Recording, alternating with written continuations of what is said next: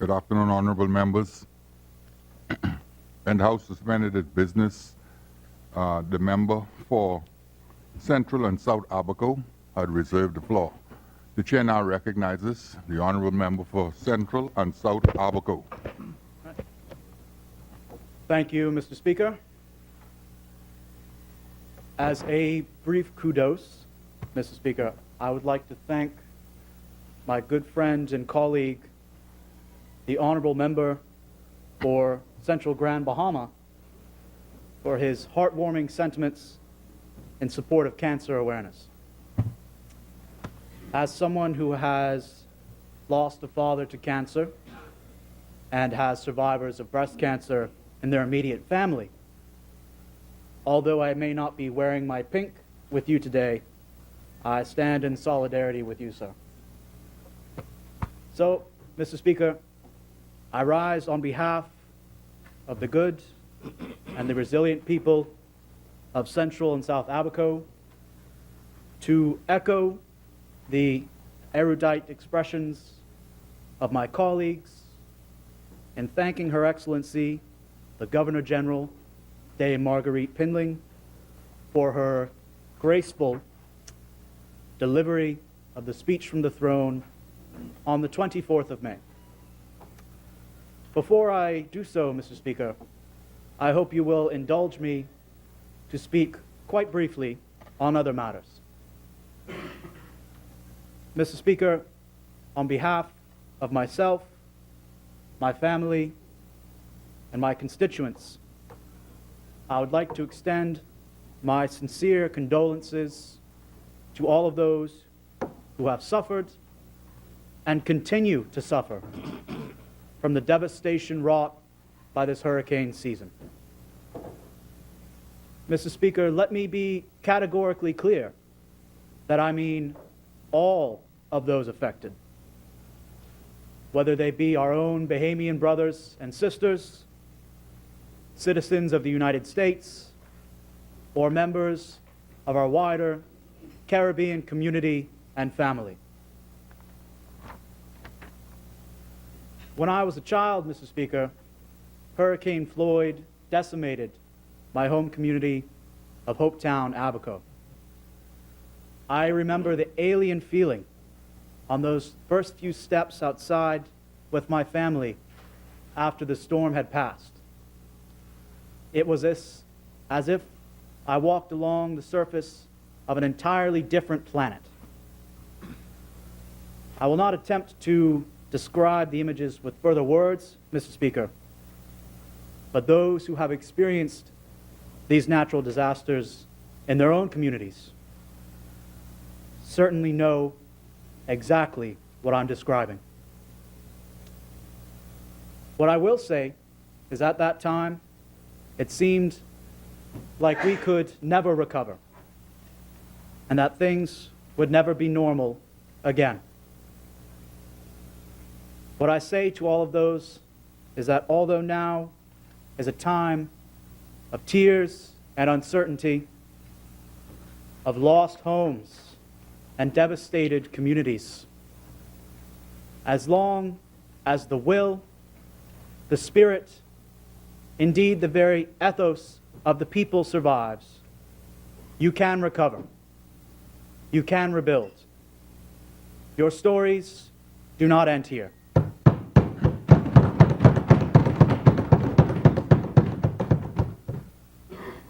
Mr. Speaker, I would be remiss in my duties as a representative if I did not use the opportunity to address my constituency and once again thank them for their humbling vestige of trust.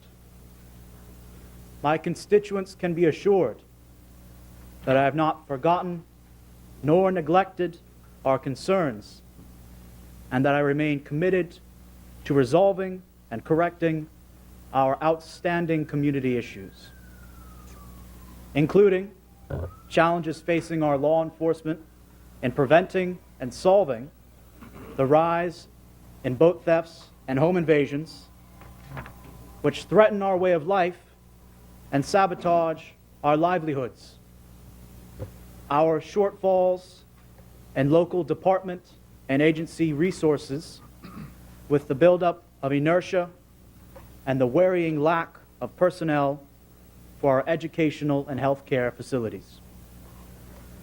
Desperately needed infrastructure upgrade and undertakings across the mainland and our outlying keys. And, of course, our crippling and recurring power generation and supply problems, which leaves Abaconians in the dark and sends our valued guests and visitors scrambling for the next plane out. Not a day has gone by that these issues and numerous others have left my attention. Abaco has and continues to have a great deal to offer our country. Whether it's our considerable upward potential, stable generation of revenue for the public treasury, or, not least of all, Mr. Speaker, our people. Those who have not only given so much in building up their own island, but I'll be so bold as to say, Mr. Speaker, have given immeasurably as nation builders. Abaco will continue to serve our country well, and myself and my friend and colleague, the honorable member for North Abaco, will ensure that our country does well for Abaco. Mr. Speaker, as many have stated, this government has an ambitious agenda set out before it. The dedication and efforts on the government's part has not wavered since it was set out on the 24th of May.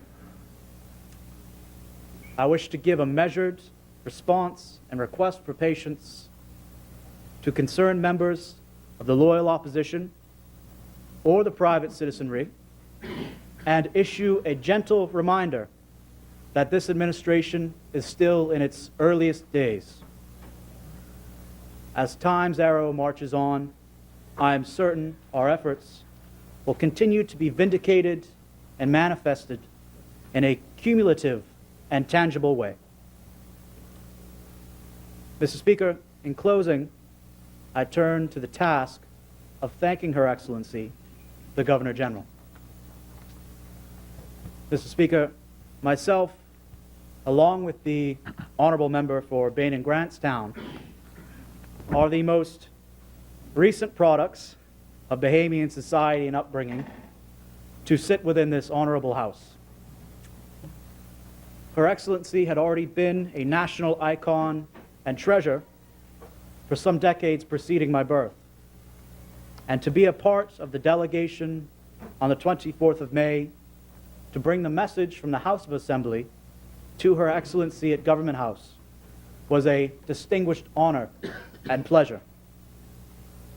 I hope if Her Excellency has the opportunity to see or hear today's proceedings, she will hear my sincere gratitude that I was able to sit in her graceful and regal presence that day.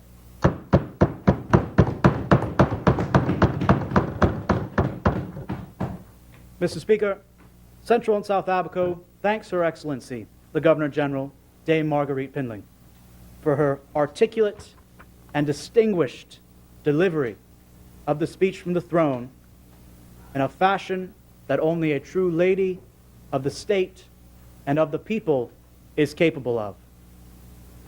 Mr. Speaker, may God bless you and all those here today, and may He continue to bless the Commonwealth of the Bahamas.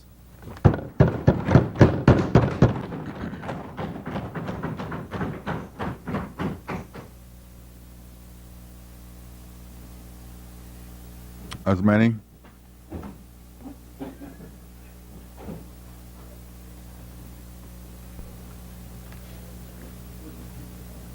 The chair recognizes the honorable member for Elizabeth.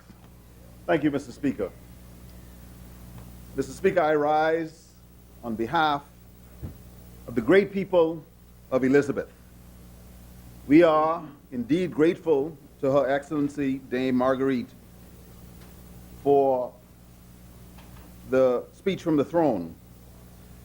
As many in this place have commented, Dame Marguerite delivered the speech from the throne not only with distinction, but with poise, with grace, and with style. I fear that sometimes my admiration for her as an individual and as a contributor to the development of this country sometimes shows a bit much. But I must admit that I find her to be a great Bahamian. Mr. Speaker, our Governor General graciously provided a snapshot of the goals of the Ministry of Health during this administration. And Her Excellency foreshadowed an aggressive plan to address the many health challenges facing our people. Together, we will improve the public's perception of our clinics and hospitals with a strengthened health system that will make us all proud. Over the next 4 years, we shall implement policies and programs which will measurably impact the quality of health services received by our people across the archipelago. This is my ministry's commitment to the strategic direction to provide access of the highest standard of health care while getting greater value for our health dollars. Let me state from the outset that we are under no illusions about the scope of work that must be undertaken, Mr. Speaker, because the challenges run deep. In a previous communication to this Honorable House, we identified the scope of the problem. By the choices made collectively over many decades, we have a health profile of diabetes, obesity, hypertension, HIV, and violence that defines this otherwise beautiful nation as one of the unhealthiest countries, not just in the region of the Americas, but in the world. Mr. Speaker, I don't intend to look backwards today in this presentation. I was taught by one of the greatest surgeons, Dr. Donald Weaver. During my residency training program, he would say to me, "Son, don't tell me how rough the seas are. Just bring the ship home." I must take a moment to remind the entire nation of the need to accept personal responsibility for our health, to eat right, to exercise, to be moderate in our behavior and habits. You know, it starts with the individual. No healthcare system can undo bad choices. So today, Mr. Speaker, we will speak specifics of the way forward.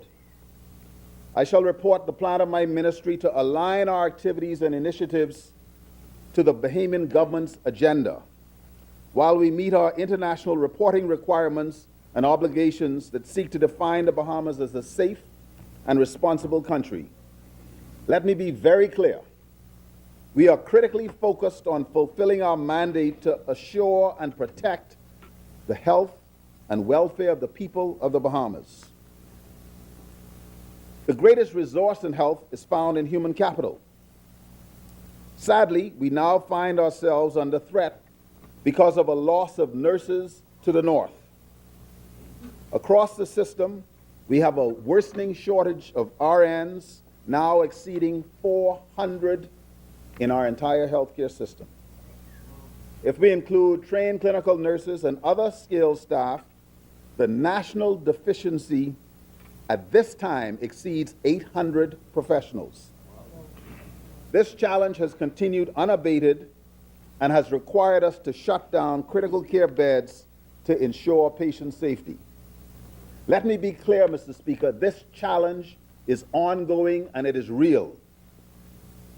To that end, my senior management team at the ministry has been charged with identifying a creative tangible, and sustainable program for nursing retention and physician redeployment across our system.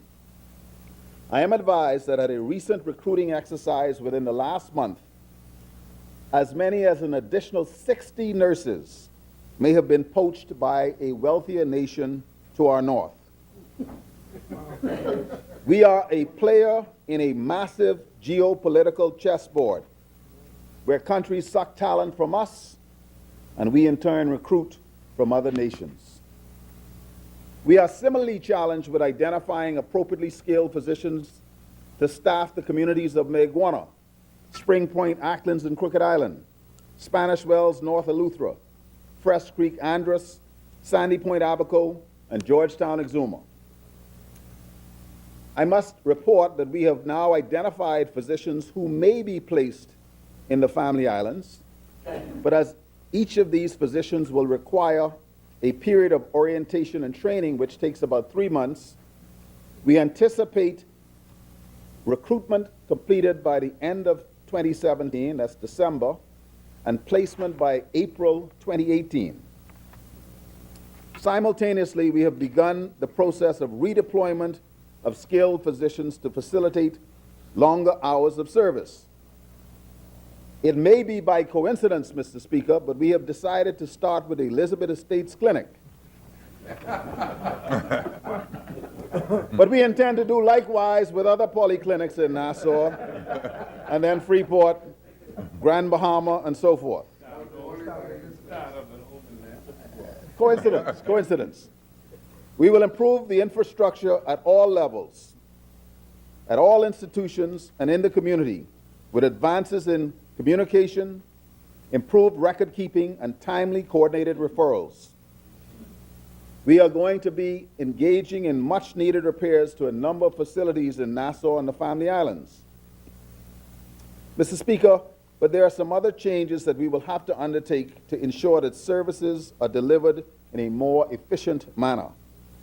For instance, to strengthen delivery of health services across levels, we will introduce electronic medical records called the Integrated Health Information Management Systems.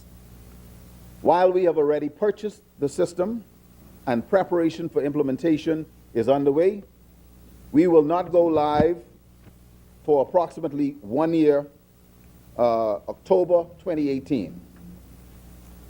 Until that time, we will have to employ simpler tracking systems and use innovative technologies that are free but secure. This will not only enhance the ability to track the level and types of services that we're able to deliver to patients, but also provide a level of safety and continuity that will be enjoyed for persons as they travel across the archipelago and access services at various healthcare sites. Another feature of a strengthened healthcare delivery system will be the introduction of timed appointments in the community centers as applicable.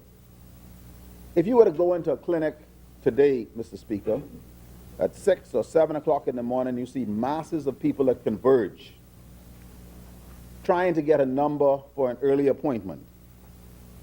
The ministry sees the need for a move away from this system towards an appointment system, while we continue to accommodate walk-ins and emergencies with professionalism and accountability by all staff to ensure that patients are seen in a timely manner. This will require a cultural change. And for those in the healthcare system that do not wish to embrace that change, there will be steps introduced to encourage them to do so. Mr. Speaker, in June I described a mammoth task of addressing the inequities of health in the Bahamas. And I label the differences in our public care versus private medicine as medical apartheid. This two-tier system did not develop overnight, and it's not something that we're going to fix overnight. But my ministry has begun to move towards looking at how, in substantial increments and with a limited budget, East Grand Bahama, we can have an impact on the quality and perceived quality of services that we have in our country. You see, Mr. Speaker, over the last 5 years, Huge sums of money were spent on consultancies and services for an ambitious NHI scheme. Combined with a catchy slogan, our predecessors in office used the theme, "Believe in Bahamians." It was powerful and resonated. Sadly, most of the expended funds have not produced meaningful improvements at the points of service. From 2012 to 2017, we engaged numerous consultants and produced reams and reams of reports. But many ideas were generated, some of which ended up poorly executed, irrelevant to the Bahamian context, and a waste of public funds. So since arriving at the Ministry of Health, we have focused on a simple but practical solution: a roadmap to improving the delivery of health care at the community level. This project speaks to enhancing the quality of health care delivery, raising both the morale of and the standard of service of public health care staff, and returning dignity to the Bahamians and others who seek health services in the public sector. By December, Mr. Speaker, the communities served by the Elizabeth Estates Clinic and the South Beach Health Center will begin to experience the effects of this work. We will equip our staff in customer service skills through the NTA, National Training Agency, who will provide them with the relevant certification. As mentioned, we will introduce an appointment system. We will maximize clinic hours to provide more flexible hours for access to health care. We will improve the scope of services available, and we will seek to have these services at these two facilities comparable to services in the private sector. Again, to my colleague from East Grand Bahama, we will seek to do this with no request for additional funding from our present budget. We know that these are ambitious undertakings, but my health staff has begun to understand the mantra, go big or go home, and we're not looking at going home anytime soon. Mr. Speaker, I don't want to be misinterpreted here. All of these changes will not be in place by December, but persons visiting these two clinics will begin to feel and experience the differences as we introduce these services within the next few months. The Medical and Administrative Director of Health has endorsed this and will work with existing staff. The time has come for staff across the healthcare sector to show the Bahamian people what skills you have and how you have a contribution to make. There will be a need for some readjustment to what you do now and how you do it to reach the target set, but we are intent on changing the way the Ministry of Health and our healthcare institutions are perceived by the public. This ship is leaving for a new destination, and we hope that all of the ministry staff will take the journey with us.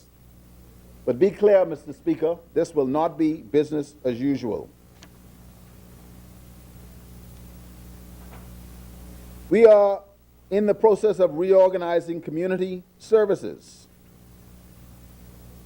In tandem with this, we will begin the restructuring of services at the Princess Margaret Hospital Accident Emergency to improve the experience of both our patients and our staff. One of the main considerations that we have in the early stages of our plans is that of judiciously spending funds which are in short supply. We also do not wish to disrupt services. And so we will advise the public as time progresses how services and hours of operations will be adjusted to ensure that persons seeking urgent health care services that do not need to be seen in A&E as it's being upgraded will be handled. We will upgrade the ability of our community clinic at South Beach first to manage and treat a higher level of urgent problems so as to remove the pressure on A&E, while offering greater access to care for some secondary and tertiary health care consultations also at that clinic. Make no bones about it, Mr. Speaker. Accident and emergency at PMH is ground zero for health care in the Bahamas. 60,000 patients per year access our healthcare system through those doors. But we want to change accident emergency to be a place for accidents and emergencies or life-threatening conditions.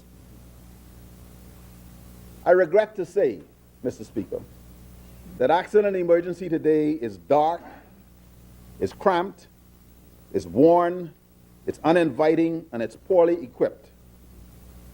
Let me offer my sincere gratitude to the staff that toil in that environment. They work above and beyond the call of duty. The environment in accident emergency, the prolonged wait for beds, the overcrowding, all of this adds to the stress of illness. We have started the process of a major overhaul of the ER and the emergency room at PMH. We will expand into the adjacent areas, the external orthopedic area, what used to be the materials management area, and the portering area further down the hall. We will expand to increase clinical space, to improve privacy and service times. It will come with significant cosmetic and functional upgrades and equipment. And we have budgeted more than $1 million in the first instance. We expect this to begin, Mr. Speaker, in the first quarter of 2018. Simultaneously, the Public Hospital Authority has been authorized to begin planning for a brand new maternal child care wing and a new emergency department at the Princess Margaret Hospital.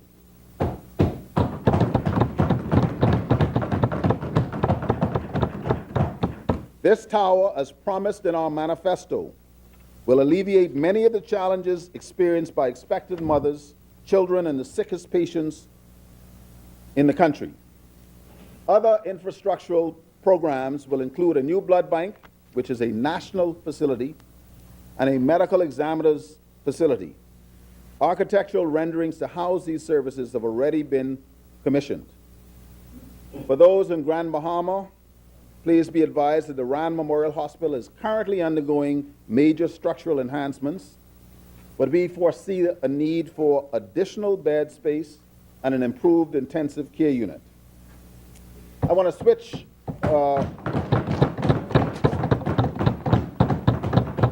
Mr. Speaker, to the recent hurricanes.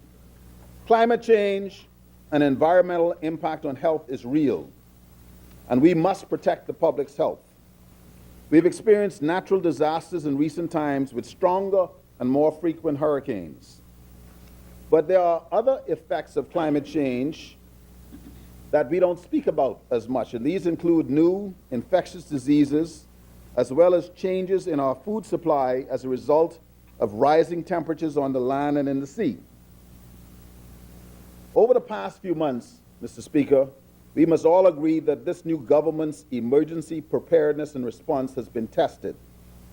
And while I am satisfied with the health system's response, there remains more to be done. It cannot be understated that as such we have as much as 7 more weeks left in the hurricane season, and we cannot afford complacency. The Ministry of Health has the privilege and the task of maintaining and securing more than 100 health facilities throughout the family of islands. We have the responsibility to ensure that health is provided in a safe and sustainable manner before and after the passage of a hurricane or any other significant event. For many in the health sector, the thought of emergency planning has focused primarily on hurricanes, but we know that emergency preparedness goes beyond that. And that said, Mr. Speaker, we are ramping up the urgency to close out on the first draft of our all hazards plan, airplane crash, mass casualty event, and so on. We are seeking the cooperation of all partners in all sectors to provide the ministry, through the Director of the Department of Public Health, a simplified outline of how each agency will respond to relevant disasters, so that when testing and tabletop programs are undertaken, we are able to test against a communicated document. We also implore our partners to ensure that your staff in your agency is aware of your agency's plan, because disasters do not wait until every manager or supervisor is in place before they strike. Over the last 3 years, Mr. Speaker, the Bahamas has faced a series of threats from infectious disease. 3 diseases, chikungunya, Zika, and Ebola, were all viruses new to the region. Historically, we did not have the laboratory capacity to analyze body samples for these agents. The samples had to be sent elsewhere for diagnosis.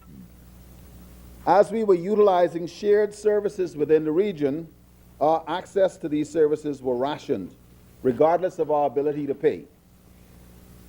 Best practices require sophisticated testing of blood and urine samples, and these results, combined with our in-country surveillance and monitoring activity, determine the rating or designation of a country. Such a rating can dramatically impact the attractiveness of the Bahamas as a destination for weddings, conferences, concerts, or even vacations. This Honorable House should be pleased to know that the last positive case of Zika was reported in the Bahamas in November of 2016. Despite that, Mr. Speaker, the Bahamas is currently designated as a Level 2 country by the CDC, Centers for Disease Control in the USA.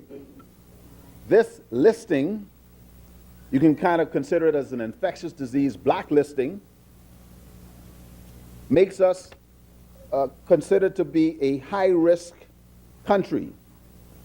And websites, wedding planners, etc., read the recommendations of the CDC to tell young women not to come to the Bahamas if you're pregnant, not to come to the Bahamas if you want to become pregnant, or if your partner comes to the Bahamas, that ought to come with birth control. It has impacted in a very negative way our tourism product. This has led our ministry to revisit the needs to enhance the ability of our local facilities to diagnose these viruses. We happen to have one of the most sophisticated laboratories in the region. It is run by the daughter of the member from Engliston.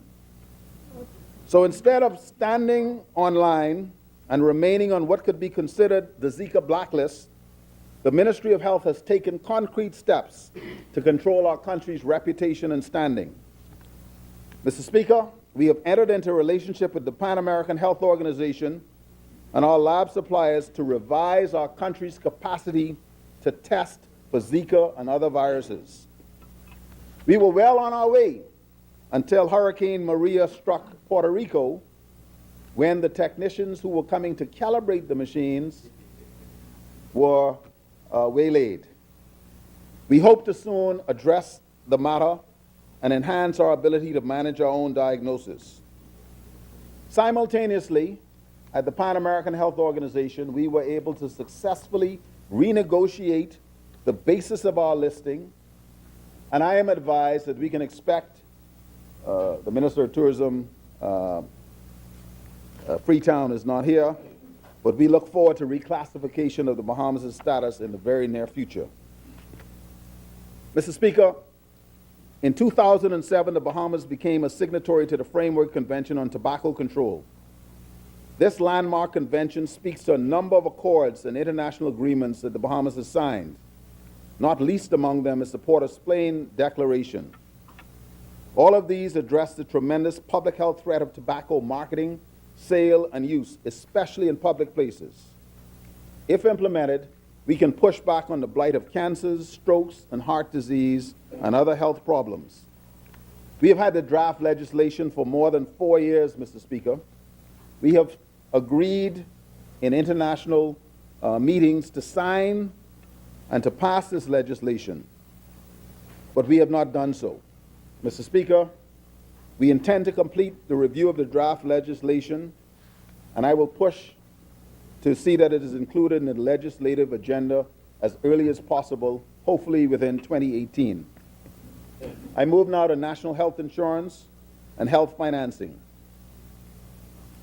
Mr. Speaker, I mentioned earlier that the groundwork has been, that some good groundwork has been done over the years. But I want to speak now about plans designed to address the healthcare challenges but not implemented. I have in my possession a report from a Public Health Authority task force commissioned in 2012 to propose an avenue to strengthen community health services.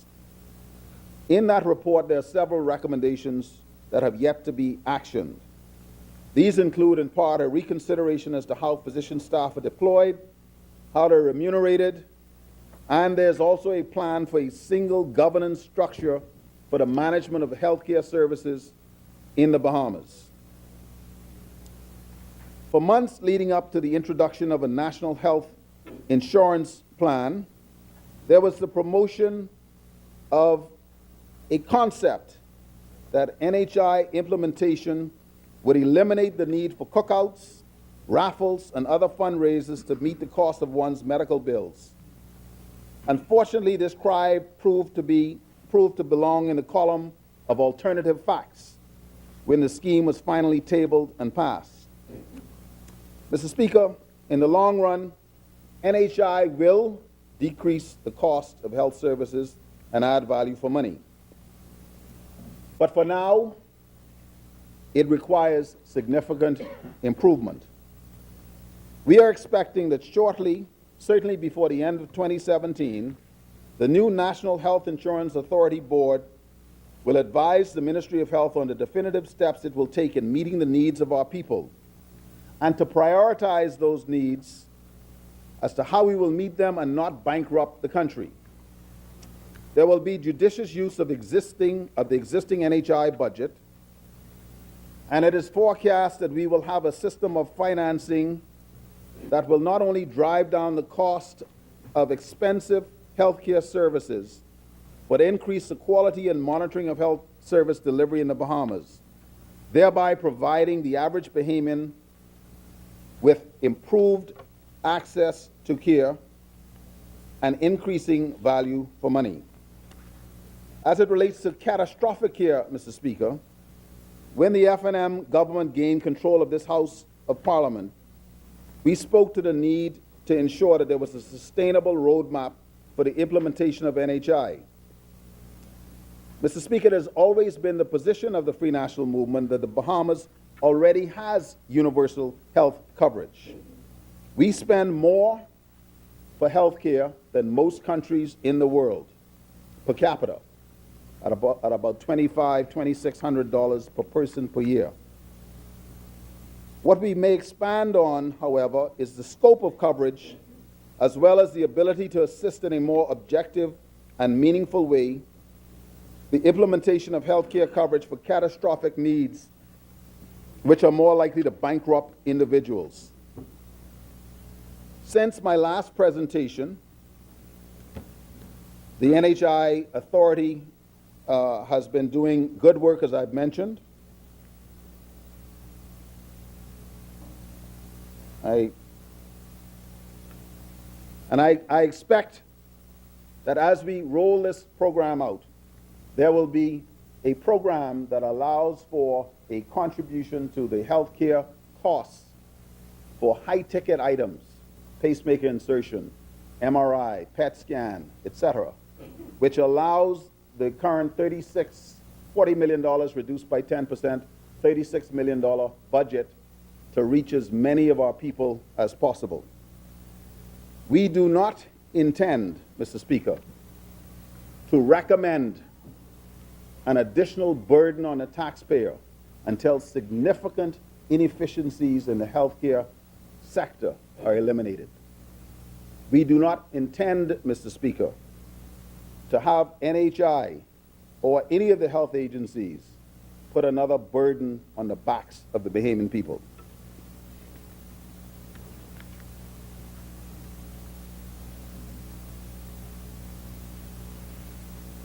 In May, we addressed the unacceptable infant mortality rate that has varied between 18 and 23% during the last 18 and 23 per 1,000 births during the last 4 years, among the highest rates in the non-Latin Caribbean. In 2016, our infant mortality rate was 19.2 deaths per 1,000 live births. By comparison, the infant mortality rate in the U.S. is less than 6 deaths per 1,000. Haiti is 59. Barbados is 11.6. Cuba is 4.5. We must change this, Mr. Speaker. My policy and planning experts at the Ministry of Health have crafted a policy that mandates the improvement in the delivery of services to our pregnant patients in the public sector. We believe that the ability to pay should not be a barrier to quality. It should not be a barrier to consultant or specialist level delivered services. And we will change the policies and procedure of delivery of care in the Princess Margaret Hospital and the Rand Memorial Hospital to ensure that this will happen. I move now to single governance.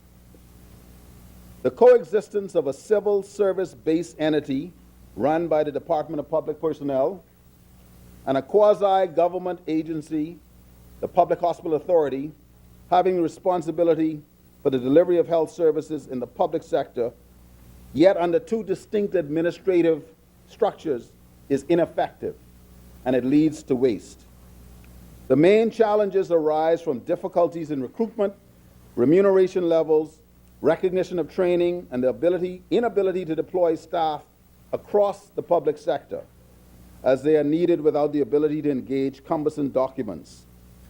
Single governance will allow for the improved deployment of healthcare staff where they are needed, as they are needed, and with greater management efficiencies. So, Mr. Speaker, the Public Hospital Authority experiment, which was started in 1999, will need to be revised. We are not ready to introduce that legislation at this point. However, we should forecast that it'll be coming. As it stands right now, there are several pieces of legislation, laws and regulations that reside in different ministries which impact human health. And while we are not desirous of having all of them return to health, the Ministry of Health must have carriage of legislation that greater impact human health while working closely with ministries that govern animal and plant health. Integration is critical as there's health in all policies, and we must continue to work together. To bring it home, Mr. Speaker, if there's a recall on food products, or if there's a cohort of food-borne illness due to consumption of contaminated food, the first thought that typically comes to anyone's mind is, how did the Ministry of Health allow this? In reality, the control of these areas lies not with health, but with agriculture or the environment. What? So we must monitor the work of the new food safety committees as we seek to assure public health and safety. With pharmaceuticals, it is a moral imperative that we have good quality medicines for our people. We need to ensure, however, that the policies are in place to ensure that the pharmacy staff are being trained and recruited and that they meet the good standards of their profession. We have to make sure that the policies are in place to ensure that medicines we import are safe, that they are of good quality, and that they are at the best price so that people can afford them. The Ministry of Health has to have the evidence necessary to predict the amount of medications and supplies that it will require on an annual basis to prevent drug stockouts of essential and simple medicines and supplies. And so we are now proposing new regulations to ensure that only healthy products are distributed in our country. Right now, Mr. Speaker, my ministry is working with PAHO and the United Nations through the World Health Organization to review, to revise, and to strengthen the regulations and guidelines for the management of the importation of pharmaceuticals or drugs. As it relates to pharmaceuticals, Mr. Speaker, we have to guarantee that we are using the drugs we import in a manner that is safe for locals and visitors alike. We have to ensure that our policies include testing, random or scheduled, that it includes inspection of products on the shelf to remove counterfeit medications, and requirements that ensure that generic drugs have undergone rigorous testing and manufacturer scrutiny to reduce the risk of adverse effects on our people. Historically, we have had some technical expertise challenges in the area of radiation for medical use for several years, Mr. Speaker. We have to now review what is being done and strategize how we will strengthen the protective and regulatory services provided by the Ministry of Health. We have to ensure that persons that come into contact with radiation, whether they be patients, janitors, healthcare workers, security personnel, or the everyday public, are protected at industry standard levels. We will receive assistance from the IAEA, the International Atomic Energy Agency, in the coming months to address this concern. As I get ready to conclude, Mr. Speaker, I want to speak about injury and violence. In May, as Minister of Health, I mentioned that while we are world leaders in tourism, finance, and sports, we also lead in ways that are destructive to the fabric of our social and economic well-being. I recall how the Bahamas was one of the leaders in penetrating trauma due to gunshots and stabbings. I also stated that the probability of dying from these types of injuries far exceeds the risk of death from cancer or HIV/AIDS if you live in the Bahamas. In 2012, and continuing to this day, the Bahamas is ranked as having the 11th highest homicide rate in the world. As one of the more violent countries in the world, we beat, stab, shoot, and rape each other at an unacceptable rate. Mr. Speaker, when we look at our records and that of the Royal Bahamas Police Force, we note that the majority of the victims of homicides over the past 5 years were single males between the age of 18 and 44. And most troubling, they were mostly fathers. In addition, we noted that more than 80% of these deaths were as a result of gun violence. And we all know that the Bahamas does not manufacture guns. In its bid to develop public health interventions to assist in the multi-sectoral response to this problem, when we addressed the 29th Pan American Sanitary Conference last week, we called on PAHO to broker arrangements and understandings with our neighbors to the north to assist not only in the tracking of these weapons that illegally enter our borders, but to help us to reduce the entry of these weapons into our country. And we look forward to their intervention as a part of the solution to this problem. In addition, prior to this meeting, we had invited PAHO to assist the Bahamas and the region into investigating how we can further clarify the problem of violence in the Americas. While we lament the level of violence here at home, our research demonstrates that 11 of the top 15 countries as it relates to murder per capita were from the Pan American Health Organization region. Why is this happening? What commonalities exist? It cannot simply be poverty, Mr. Speaker, because there are poorer people elsewhere in the world. We have asked the Pan American Health Organization to adopt violence, particularly penetrating violence, as a public health challenge, and to place resources to address strategically this problem to remove its scourge from the region. I have my ideas, but we will wait for the evidence. In the meantime, the Ministry of Health, directly and indirectly, will seek to improve the availability of mental health and counseling services in the community while expanding its reach on coping with stress and conflict resolution skills. Mr. Speaker, we need to address the health needs of special populations. So we will promote partnerships and strengthen resource mobilization for our non-governmental organizations to provide for the education and health needs of special people, in particular our young children. At this time, we're in the process of accessing funds through a PAHO funding mechanism for countries in our region for research activities. We will seek to identify the very young who have developmental delays in their life and prescribe the appropriate interventions for them. I speak specifically today about these individuals with developmental challenges, known globally as individuals with intellectual disability. For the most part, we must advocate for these individuals who often cannot speak for themselves. They are special to all of us. The time has long passed when the Ministry of Health does more for this population of persons with disabilities.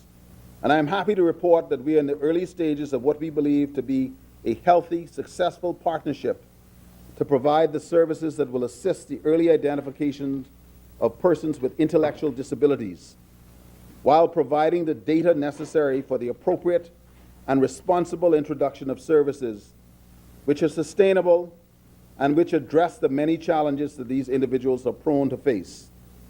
We can anticipate the need for greater numbers of specialists to serve our population, and we will inform you of our progress early next year. As I conclude, Mr. Speaker, we must be reminded that there's no health without mental health. To date, we have had challenges in changing the perception of the general public and attitudes towards persons with ill mental health. This has retarded the progress that is necessary to improve outcomes.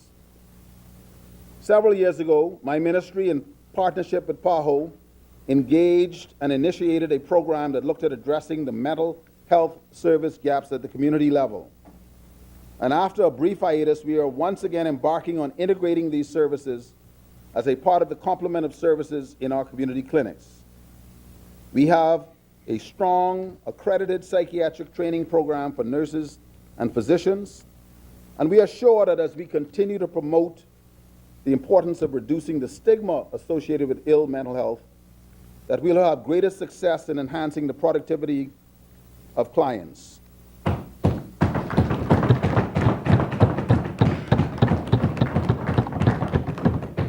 Mr. Speaker, the health of a nation is the wealth of a nation. My ministry is absolutely serious about addressing the challenges facing the people of the Bahamas. As Dr. Weaver said, don't tell me how rough the seas are, just bring the ship home. The admiral of the ship of state is the honorable member for Kalani. I have the privilege and pleasure to tell him today that the ship of health will be brought safely to shore.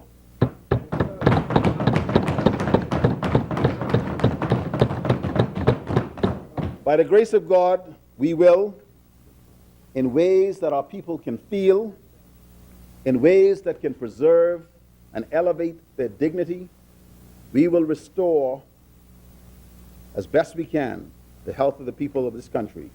Elizabeth stands to thank the Governor General for the speech from the throne. Thank you, Mr. Speaker.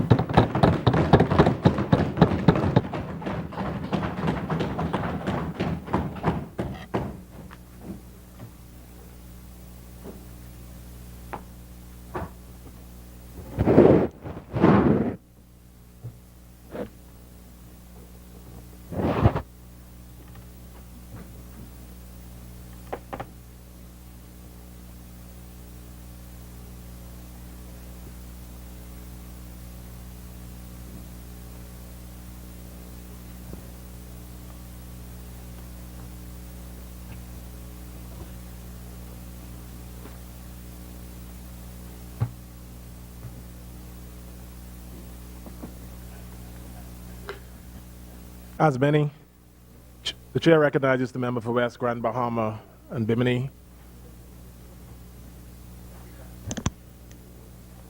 Mr. Deputy Speaker, fellow parliamentarians, all in attendance, good afternoon. It is with great gratitude and overwhelming pride that I rise in this honorable House on behalf of the constituents of West Grand Bahama and Bimini to thank Governor General Her Excellency Dame Marguerite Penling for the recent speech from the throne, which marked the beginning of a new era in the governance of our country, the Commonwealth of the Bahamas. Needless to say, Her Excellency's delivery of the agenda set by the current Free National Movement administration was one of eloquence, clarity, and positive impact, and one which Bahamians everywhere should be proud of. Mr. Speaker, my presence here today would not have been possible without the tremendous support of the men and women that voted for change in the constituency of West Grand Bahama and Bimini, and by extension, all those that prayed for me. For that, I consider myself blessed beyond measure. As I address this honorable House, I take this opportunity to express deepest sympathy to all the families who would have lost loved ones in recent time throughout the country and my very own constituency. The latest being the Johnson family of West End, who lost a son, brother, and grandson in the form of 23-year-old Hiram Johnson Jr. in a traffic accident, and the Pritchard family of Bimini, who lost a loving daughter, sister, and mother in the form of Abigail Pritchard as a result of cancer. May their souls rest in peace. Mr. Deputy Speaker, it has been just over 4 months, just shy of 5 months really, since this country's general election on May 10th. Not a long time if you were to consider 5 whole years to do a job by any means. But yet in these halls there continues to be this clarion call by members of the opposite for all that was seemingly broken to be fixed in our society, adding to the frustration of the Bahamian people. Mind you, Mr. Deputy Speaker, an obvious frustration which was created way before May 10th of this year.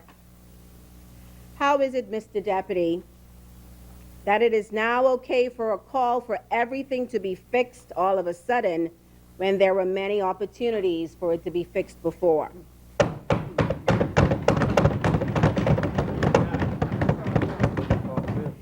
Mr. Deputy Speaker, truth be told, the Bahamian people does not necessarily have to rely on this present administration to fix it, because voters did that already on May 10th.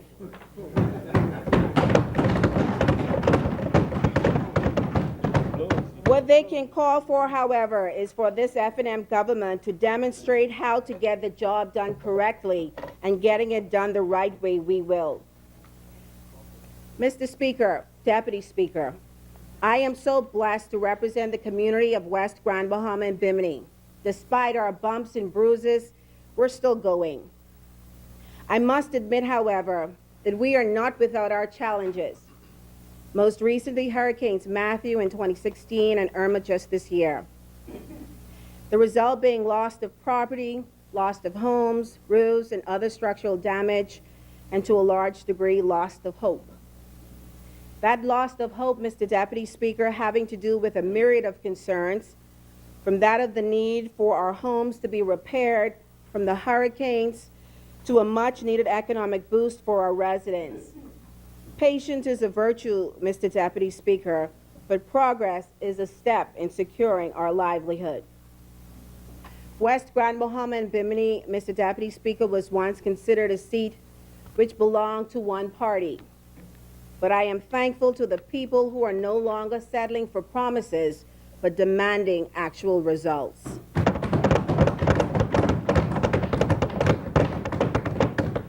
Mr. Deputy Speaker, I would be remiss if I did not continue in what was so compassionately conveyed before us in last week's session by our Prime Minister, Dr. the Honorable Hubert Minnis.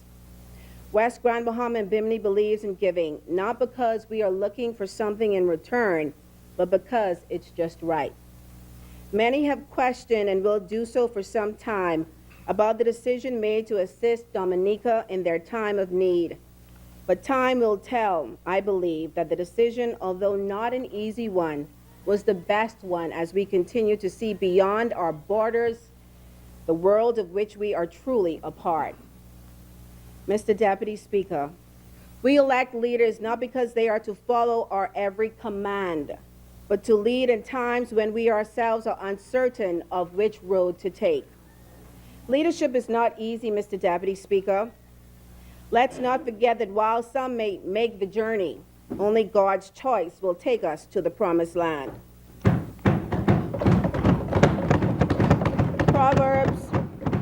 Proverbs 31:8-9 reads, "Speak up for those who cannot speak for themselves, for the rights of all who are destitute. Speak up and judge fairly. Defend the rights of the poor and needy." Mr. Deputy Speaker, we remain about the people. And when we stated that it was the people's time, we meant it. The people's time has to do with people realizing that they have the power to empower themselves, that they are the ones who will make the difference in whether or not their lives are enriched. The people's time has everything to do with people knowing that if they do not push beyond obstacles in front of them and work with their government, the realization of a better country slowly diminishes. As was stated in the speech from the throne, this government is, quote, fully committed to harnessing the energy of the Bahamian people and is determined to pursue policies that promote harmony and not division, end of quote. Let me repeat that, Mr. Deputy Speaker. Policies that promote harmony and not division, end of quote. Mr. Deputy Speaker, West Grand Bahama and Bimini subscribes to that thinking, and as a result, in moving forward, has already laid a foundation of planning that will reap successful initiatives in our community. 4.5 months since history was made at the polls, we are pressing on. Our challenges, Mr. Deputy, will not deter us from being triumphant. Mr. Deputy Speaker, it is unfortunate that this government is being held responsible for decisions that were made by the previous administration, which, when we look deep into it, in my view, was not really in the best interest of the Bahamian people. Does this current administration have to help those impacted by the hurricanes here at home? Without a doubt, yes, we do. Mr. Deputy Speaker, and by all means, we will. Are we moving fast enough? Many continue to ask. Perhaps not. Does this MP wish to see more results, particularly in the constituency of West Grand Bahama and Bimini? Yes, she does. Mr. Deputy Speaker, I speak for the elderly residents of my constituency whose homes are yet to be repaired, children who have to endure less than ideal living conditions. I speak for those that lost their homes, who are at the mercy of landlords being threatened to be evicted. Well, where will they go, Mr. Deputy? Decisions were made by the previous administration without due diligence, creating a maze that is so difficult to maneuver, it will take the skilled and dedicated to bring us out of such a mess. You know, Mr. Deputy Speaker, had it not been for the love of people, I would recommend that the former administration return to clean up that mess that they created. But I realize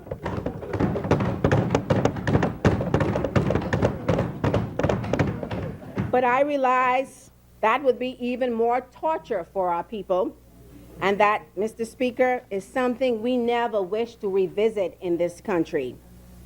People are hurting. They are becoming more frustrated by the day. And that, Mr. Deputy Speaker, tells you just how poorly this country was managed prior to May 10th. Mr. Deputy Speaker, in the speech from the throne, it was stated that this government will continue to provide assistance to those adversely impacted by the hurricanes, and special focus will be given to the construction of new homes for those who meet the requirements. I believe this, Mr. Deputy Speaker, with all my heart, I truly do.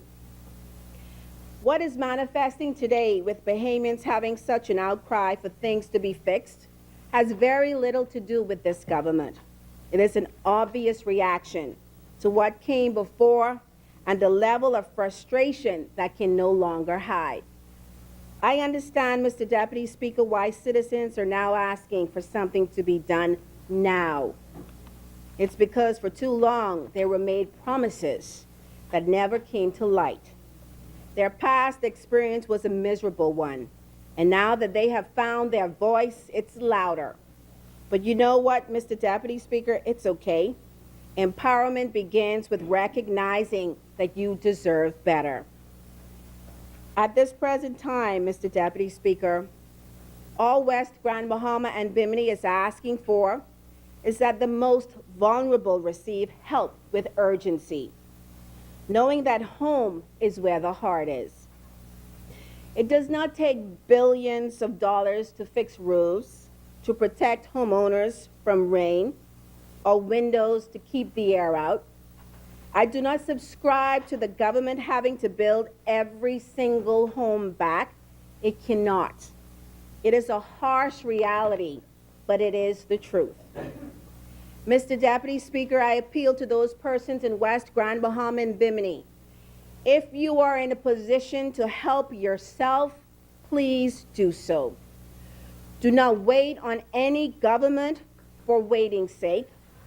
Governments are not gods, and the sooner we all realize it, the better off we will all be.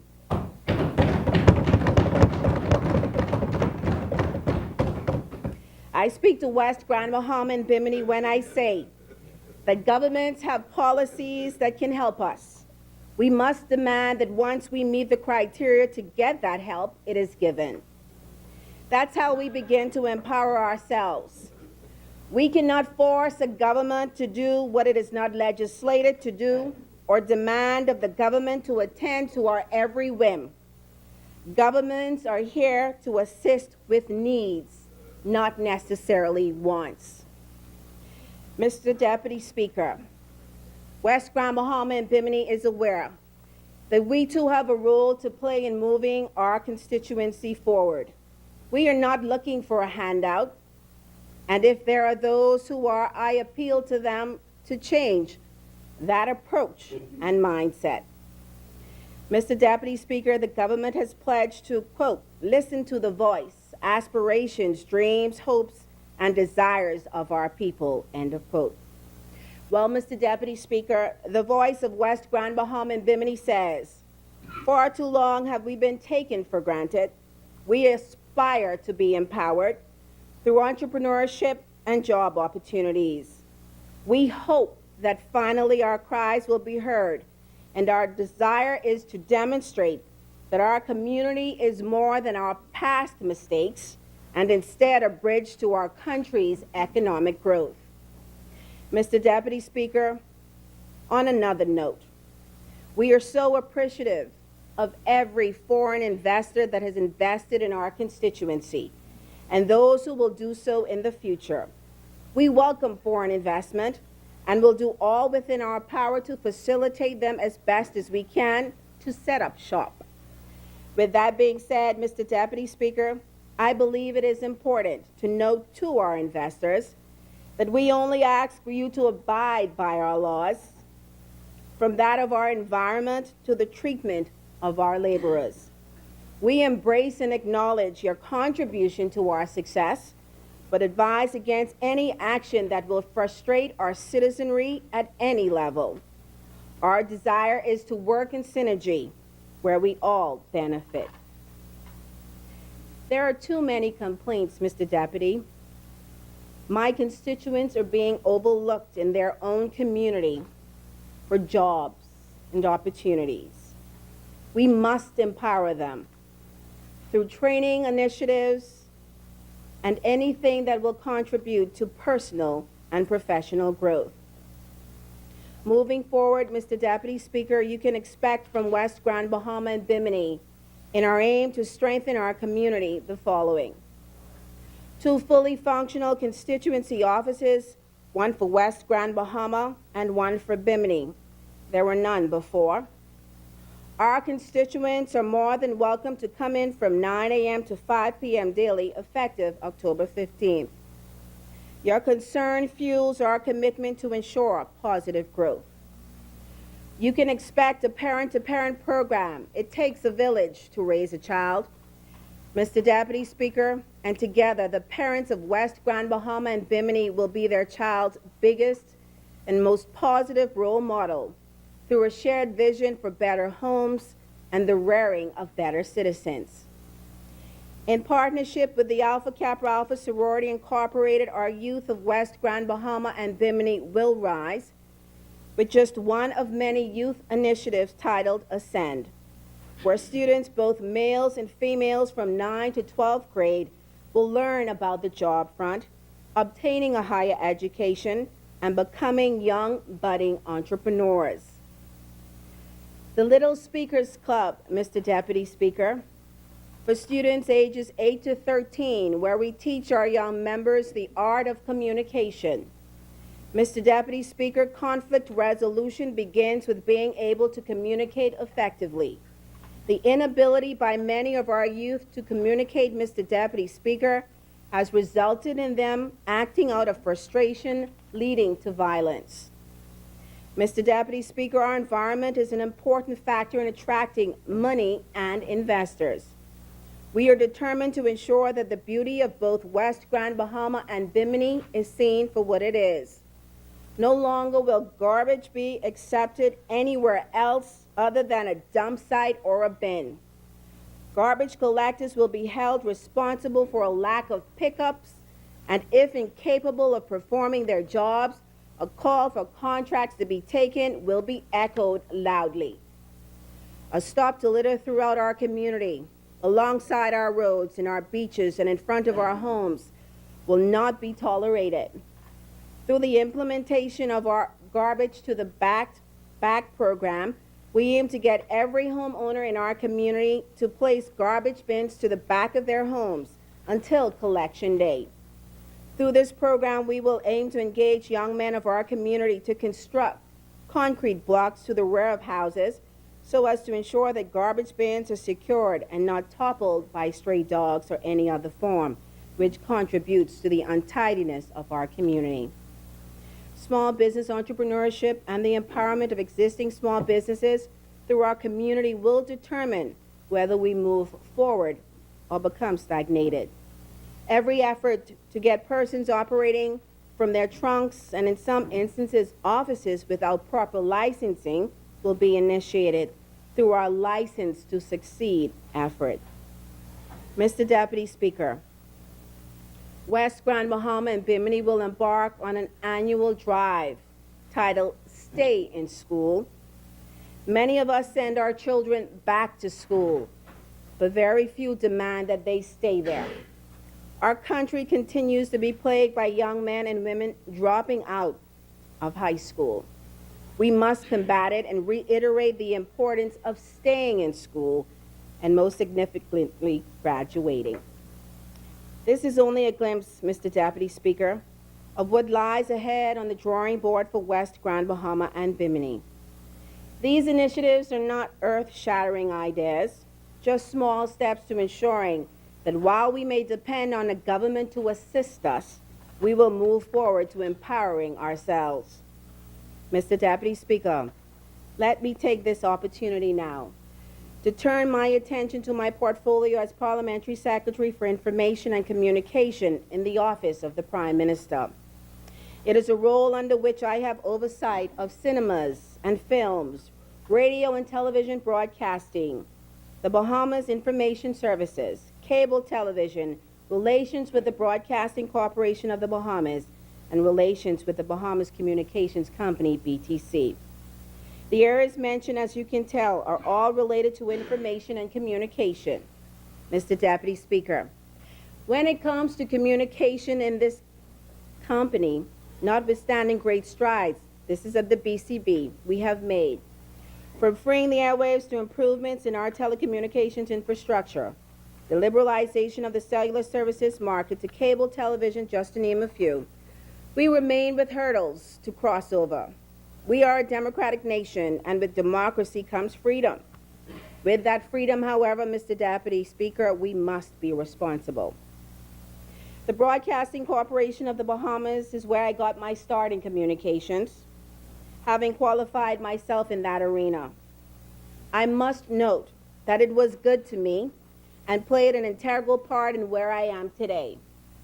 So therefore, Mr. Deputy Speaker, keenly aware of the challenges that the BCB may still face, I take it personal when persons continue to lambaste the corporation and the many talented workers that are there. You know, Mr. Deputy Speaker, every entity is with its difficulties. Name me one that does not experience it. With that said, Mr. Deputy Speaker, the ZNS that you see today is the results of the very same House and its members. Many have passed through this honorable House utilizing ZNS as a personal PR machine, as if when they move, ZNS is obligated to follow their every whim, from planting trees to kissing babies. Mr. Deputy Speaker, let me remind this honorable House that ZNS is a news organization, while the Bahamas Information Services is the government's PR machinery. That means the professionals get to choose what they deem newsworthy and of national importance at ZNS, the professionals.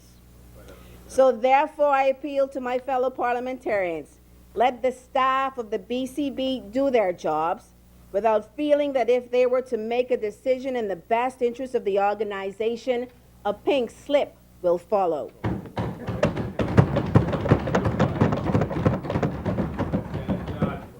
I also advise my fellow colleagues that the Bahamas Information Services is the government's PR machinery. Each ministry is equipped with an information officer. All you need to know is the name of that person, and you will have your PR right intact. The BIS is here for you. That's the PR machinery. I want to address from a general perspective what we are seeing happening in our communities, whether it be fake news or the irresponsible use of social media. Mr. Deputy Speaker, it is high time that further legislation is brought necessary to curb the abuses in communication. Mr. Deputy Speaker, as Parliamentary Secretary, I, along with my team, will work along that avenue.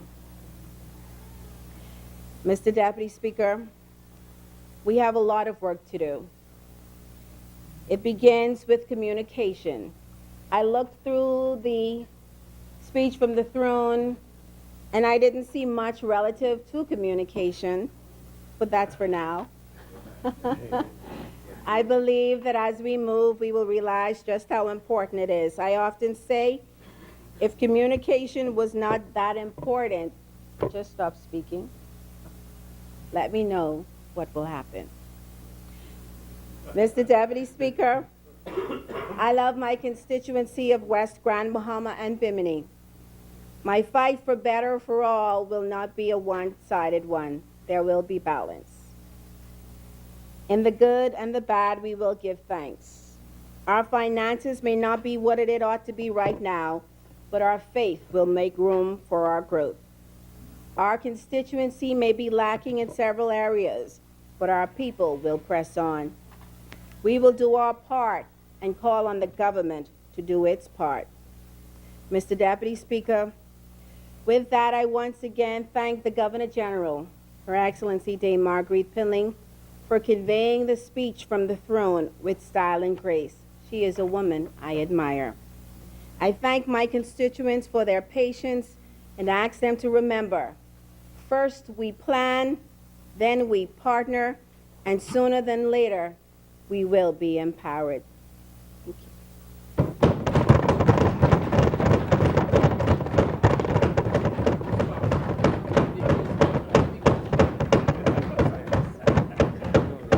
As many.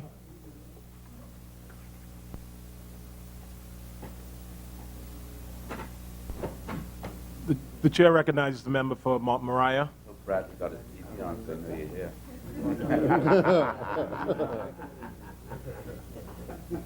Way under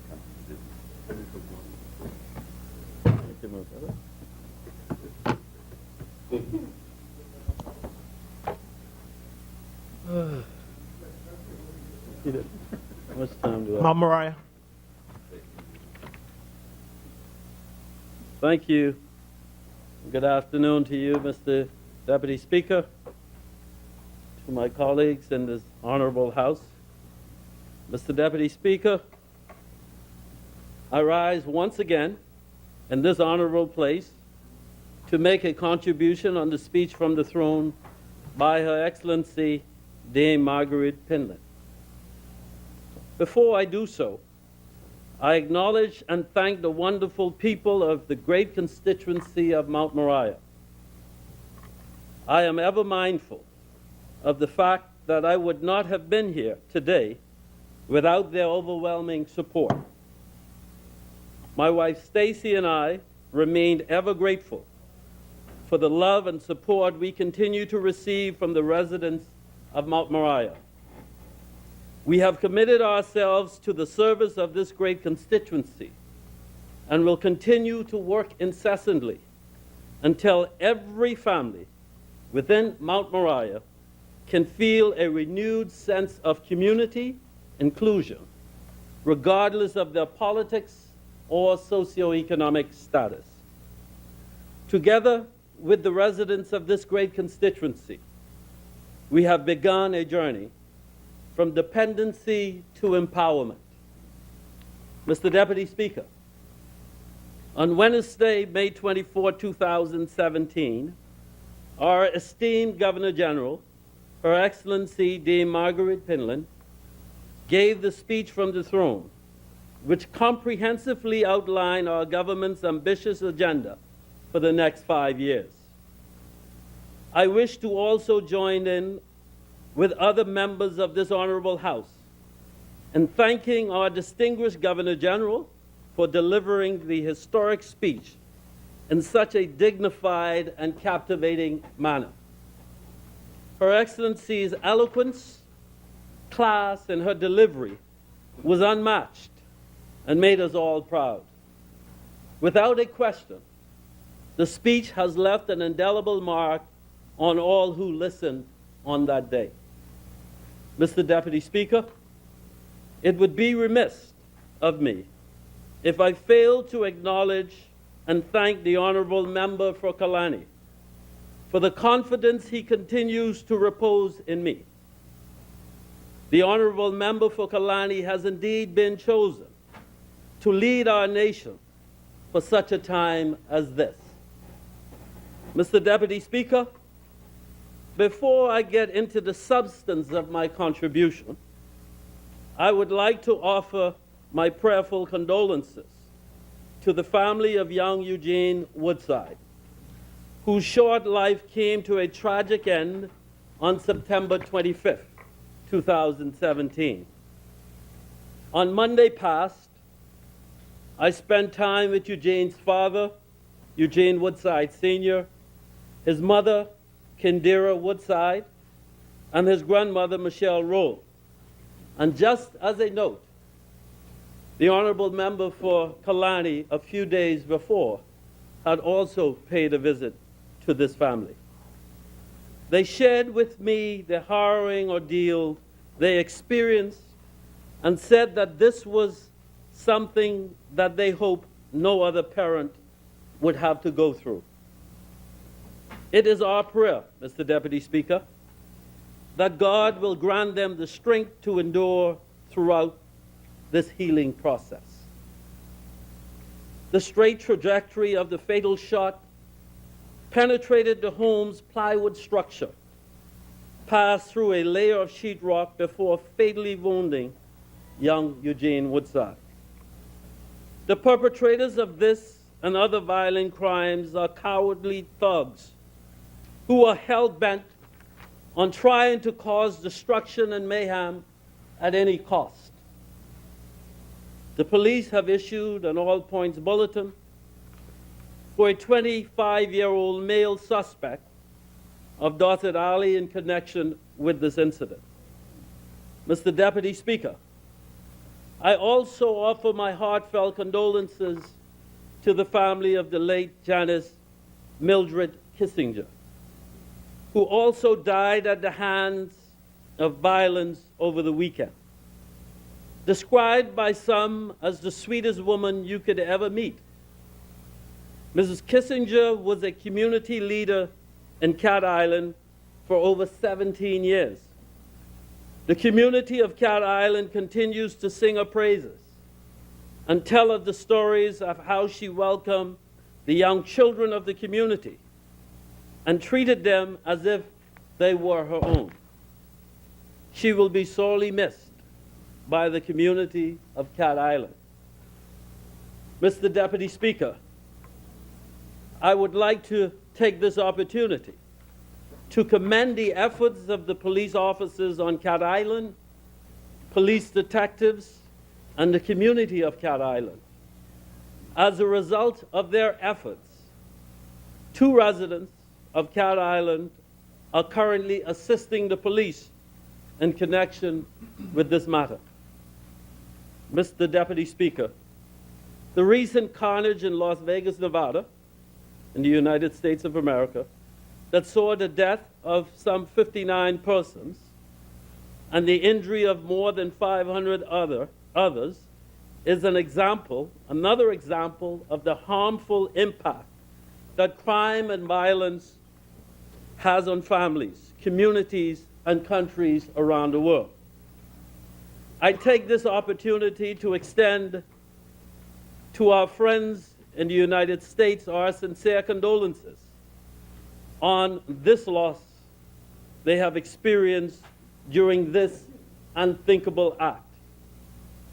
To other families across the Bahamas who have been impacted by crime in some way, be assured that our government is committed to reducing the high levels of violent crimes in our country through a multifaceted approach. Mr. Deputy Speaker, please permit me a minute to provide an update on my most recent trip to the Netherlands. The purpose of my trip was twofold.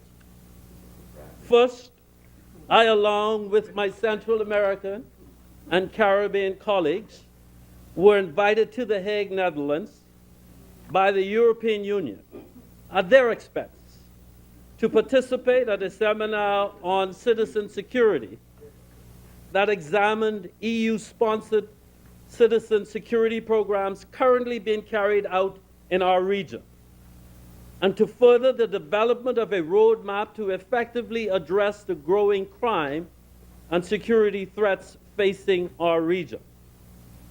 Secondly, while in the Netherlands, I also met with executives of the Damen Ship Company, which is the company that was awarded the $232 million contract in 2014 for the Sandy Bottom project that includes the acquisition of new and retrofitting existing vessels for the Royal Bahamas Defense Force. We were able to address a number of outstanding matters of mutual interest and also toured the HMBS Bahamas, the last of the RBDF vessels within the Sandy Bottom project that is currently undergoing retrofitting at the Maskant shipyards in the Netherlands. Mr. Deputy Speaker, I now turn the focus of my contribution on the speech from the throne. Mr. Deputy Speaker, protecting the citizens of the Commonwealth of the Bahamas is a fundamental duty of any government. The crime problem is not isolated to the Bahamas, but is impacting every country within the region. In fact, according to the United Nations Office on Drugs and Crime, murder rates in the Caribbean are higher than any other region in the world. The CARICOM Regional Task Force on Crime and Security recently commissioned a report on the proliferation of small arms and light weapons in the Caribbean. The report noted that a major factor contributing to the surge of gun-related criminality in the region is the trafficking of narcotics, which has facilitated the availability of firearms. With this regional context in mind, Mr. Deputy Speaker, we know that law enforcement partnerships, intelligence, drug interdiction, and gun control must be our focus over the next 5 years. As delineated in the speech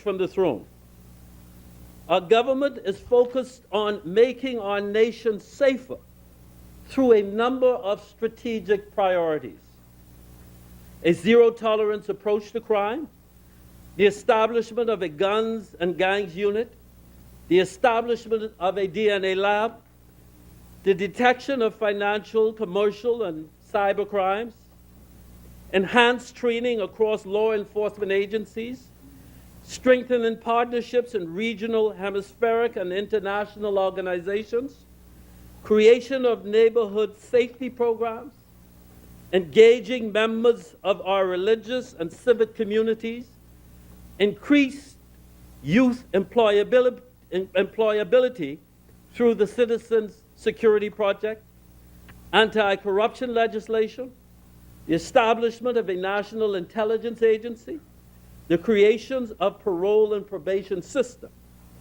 Mr. Deputy Speaker, the speech from the throne also articulated a number of ways in which our government seeks to modernize the parliamentary and elections process of the Bahamas, including the establishment of an independent electoral commission and boundaries commission, the introduction of term limits for prime ministers, and the introduction of a recall system for non-performing members of parliament. Mr. Deputy Speaker, we are determined to deliver on these commitments, a promise we made to the Bahamian people prior to May 10, 2017 general election. Mr. Deputy Speaker, I wish to share the progress we have made thus far in the execution of some of the most critical and strategic priorities that address crime. Zero-tolerance approach. Mr. Deputy Speaker, Her Excellency spoke to the fact that our government will be committed to having a zero-tolerance approach toward crime, inclusive of minor infractions. Since May 2017, the police have executed this new zero-tolerance approach with some precisions through aggressive anti-crime operations throughout the capital and Grand Bahama, with a focus on crime hotspots, prolific offenders, persons with firearms, gang members, persons in violations of their bail, drug peddlers, shutting down drug houses, and persons in violations of traffic laws. Mr. Deputy Speaker, this new strategy is reaping some positive results. Between May and September 2017, the police have arrested in excess of 269 persons for an array of serious offenses ranging from murder to robbery. They have seized over 125 illegal weapons and 5,316 rounds of ammunition. In addition, 9,381 fixed penalties were issued to drivers in violation of traffic laws. The police have also ramped up their drug interdiction efforts by executing more than 140 anti-drug operations since May of this year. During this time, over 10,332.15 pounds of marijuana and 1,428 pounds and 87 ounces of cocaine had been seized. Drug enforcement officers have executed over 120 warrants on suspected drug houses throughout New Providence and Grand Bahama, and have also searched over 1,186 persons. A total of 627 persons have been arrested for drug-related offenses. 528 of whom were subsequently charged and placed before the courts. This clampdown has resulted in many well-known drug houses which were operating for far too long in our communities to be finally shut down. Mr. Speaker, despite these successes, there remains much work to be done. Targeting of hotspots. Mr. Deputy Speaker, the police have been successful in targeting many of the crime hotspots where a significant number of violent crimes have been occurring, including such areas as Camp Road, Fox Hill, Baintown, Nassau Village, Pinewood Garden communities, among others. The police are now maintaining a sustained presence in these and other areas throughout New Providence and Grand Bahama, as divisional commanders play a key role with tactical support from the recently launched Rapid Response Unit and other specialized areas in the Drug Enforcement Unit as well as the Central Detective Unit. A number of weapons have been confiscated, including 4 firearms which was recently taken out of a Camp Road area alone from a single operation. This sustained presence will continue throughout the remainder of the year and into the new year and beyond. Prolific offenders. Mr. Deputy Speaker, officers are also focusing on prolific offenders who are responsible for the majority of violent crimes in our country. Police are cracking down on these persons who break the law while on bail for other serious offenses. Just this past weekend, for example, officers in the downtown area stopped and searched a suspicious vehicle with 2 male occupants. The officers found a loaded handgun under the passenger seat of this vehicle. The driver of the vehicle was being electronically monitored for 2 counts of murders. Now, if you can recall, just more than a week ago when I spoke before this honorable House, I gave you a simple example of another individual who was being electronically monitored on bail for 2 murders and was also arrested for possession of a firearm. In another incident, officers caught a suspect after a short foot chase in the Camp Road area after he fled from his vehicle, leaving behind his ankle bracelet. And so this individual was able to detach his ankle bracelet, right? But due to the efforts of the police, Mr. Deputy Speaker, this suspect was caught.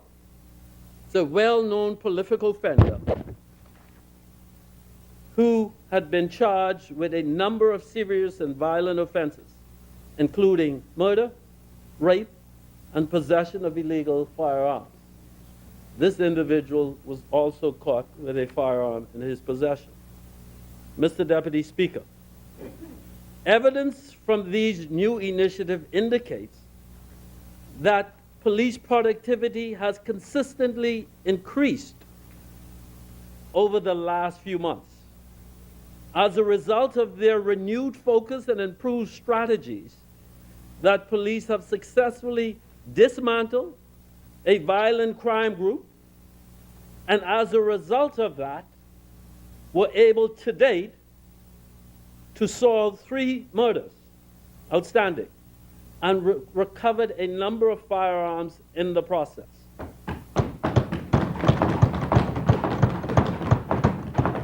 Mr. Deputy Speaker, intelligence suggests that this group of young children have been reigning terror in a few communities throughout New Providence for months.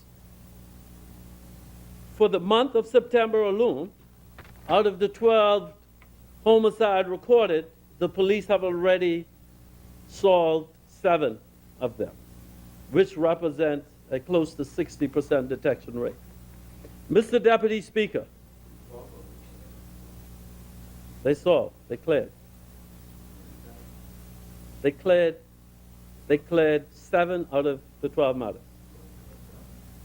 Well, who is in charge? A warrant has been issued for their arrest. Meaning, because you're an attorney, meaning because a warrant has been issued, once that person is taken into the custody, police don't need to put any other questions to him. He could charge him. Well, the police have sufficient evidence, all right, well, hey, that's clear. That's clear. Mr. Deputy Speaker, I can tell you, I served as the commander of the drug, I served, well, no, listen, I will say this to you. I served as the officer in charge of the Central Detective Unit, and I have done it over and over, and in cases where people were convicted. So I know, if I have evidence, I don't need you to say anything. And as an attorney, you should know that. Mr. Deputy Speaker, there is no question that as police continue to develop strategies based on our government's crime policies, we can expect to see a reduction in crime, especially violent crimes. However, Mr. Deputy Speaker, I am cognizant of the fact for us to have any measured success on a sustained basis, each arm of the criminal justice system, that is the police, the courts, corrections, and all of the other stakeholders, must play their individual roles.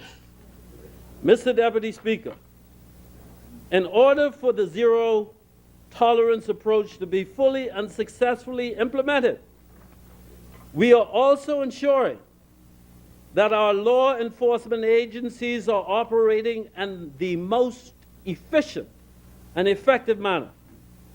A manpower audit of the Royal Bahamas Police Force is currently on the way to determine the human resources required to effectively and adequately provide policing services to the communities throughout our nation.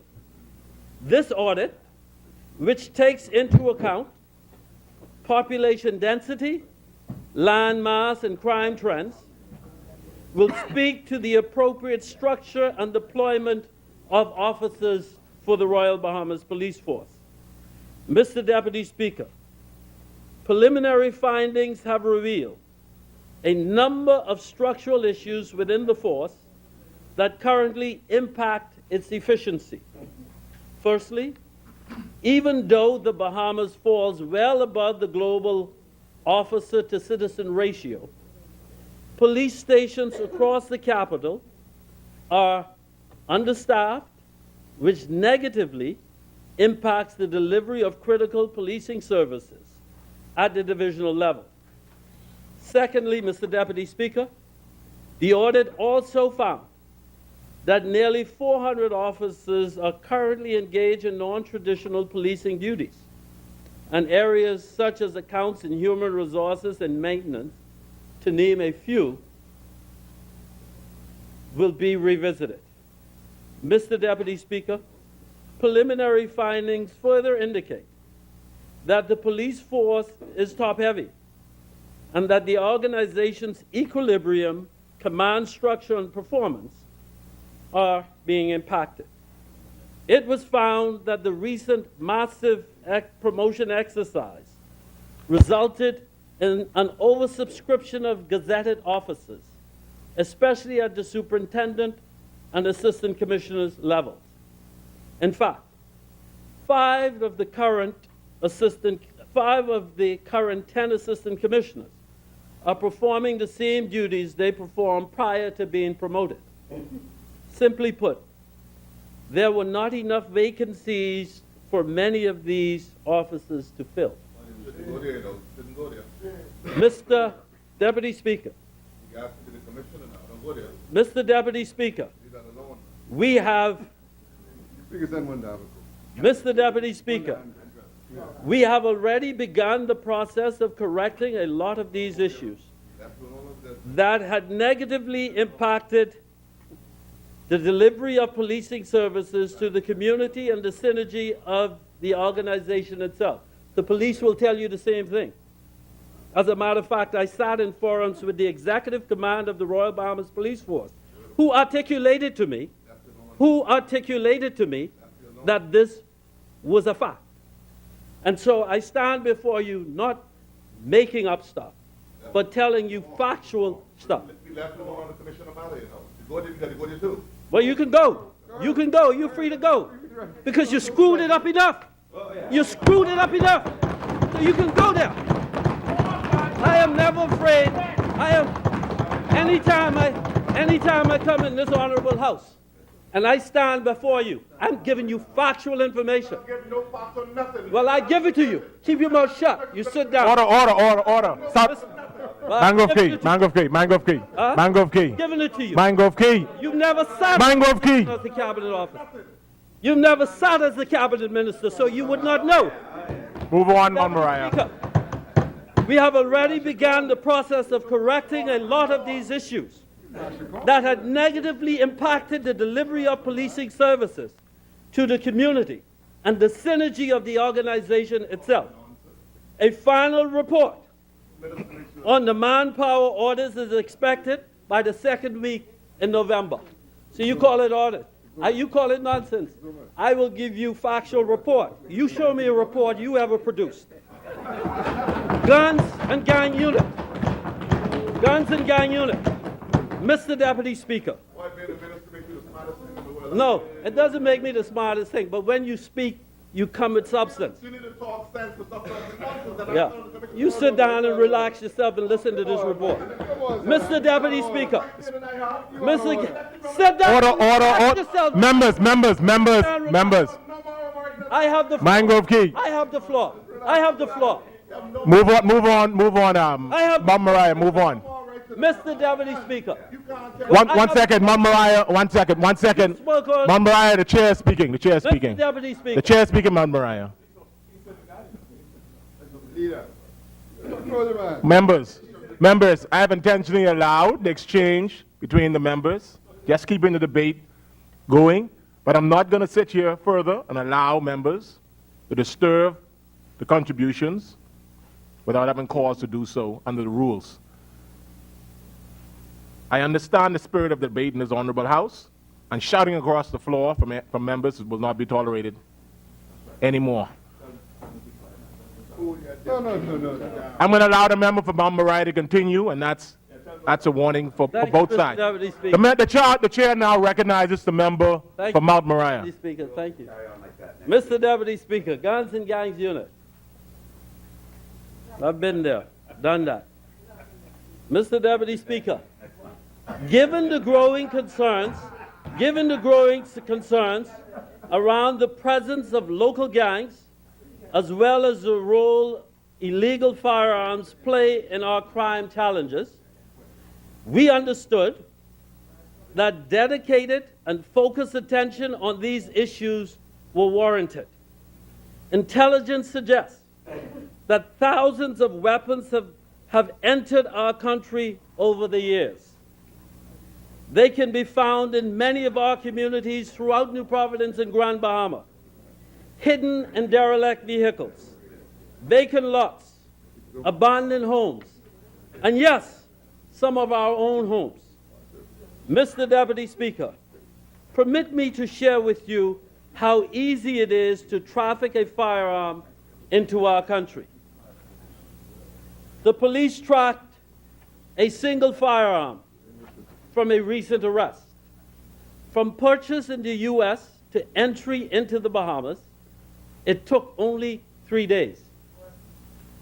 During the speech from the throne, Mr. Deputy Speaker, our government indicated that it would establish, through the police, a guns and gangs unit that will focus on gun interdiction and the dismantling of criminal gangs. Mr. Deputy Speaker, on the 18th of September 2017, the Royal Bahamas Police Force established that unit. Mr. Deputy Speaker, members of this intelligence-led unit, as well as other specialized unit in the police force, has been assigned the mammoth task of ridding our communities of these illegal weapons. More especially, they are focused on identifying, targeting, and arresting and charging persons involved in the illegal importations of guns into this country. They are also tasked with prosecuting gang members under the anti-gang laws with a view to dismantling their operations and organizations. The unit will operate under a proactive focus, sustained and coordinated approach. Mr. Deputy Speaker, this unit has already begun its work in earnest throughout New Providence and has already begun disrupting a number of persons involved in gun trafficking and gun violence. After a couple of weeks, the unit has already proven its worth as they have arrested over 42 persons, 9 of whom were subsequently charged. The unit has also executed 22 search warrants and searched 40 vehicles and 78 persons. Moving forward, Mr. Deputy Speaker, this unit will facilitate the execution of a multi-agency operation across our law enforcement departments to deal with individuals and organizations responsible for the trafficking of firearms into our country and disrupting their method of operation where they may exist. The unit will also offer education and prevention activities for at-risk youth to dissuade them from becoming involved in gang activities. Technology in the crime fight. Mr. Deputy Speaker, we have formally established a working group between the police and the electronic monitoring service provider. The purpose of this working group is to address all issues related to electronic monitoring services and to facilitate the optimal use of the technology. The group will also be responsible for the preparation of standard operating procedures that will govern the daily operation of the system. Up to this point, there weren't any. Regarding CCTV, Mr. Deputy Speaker, we have identified all of the outstanding problems related to the system, and steps are being taken to correct the problems. A meeting with all of the relevant stakeholders has been scheduled for this week to discuss the way forward. We will commence work immediately on expanding the system throughout the capital and will introduce more features, including gunshot detection, analytics, and license plate readers. Mr. Deputy Speaker, while I am talking on the subject of technology, I want to speak to the irresponsible use of social media by some persons with the express intent to mislead the public and invoke fear in the minds of Bahamians everywhere. Whatever the agenda is, the police will use every investigative tool at its disposal to go after those persons and prosecute them where necessary. Training in law enforcement agencies. Mr. Deputy Speaker, in the speech from this room, our government committed to move expeditiously to provide the appropriate training for all levels of law enforcement. There is a clear need for a refocused effort on training at every level and in every law enforcement agency in the country. Training has been inconsistent and lacking in focus. We will ensure that our law enforcement officers at all levels are properly trained in line with global law enforcement standards. The colleges at each of these institutions will also be able to provide continuous training for officers at all levels, including junior and senior managers, so that our officers are adequately prepared to provide quality service and leadership in their country where they are desperately needed. Mr. Deputy Speaker, our government will also be introducing legislation to reduce the experiential brain drain in the Bahamas Department of Corrections and the Royal Bahamas Defense Force by increasing the age by which junior officers and Marines can retire. This will be in addition to our other welfare measures that we intend to take to improve morale among our law enforcement officers, involving members of our religious and civic communities.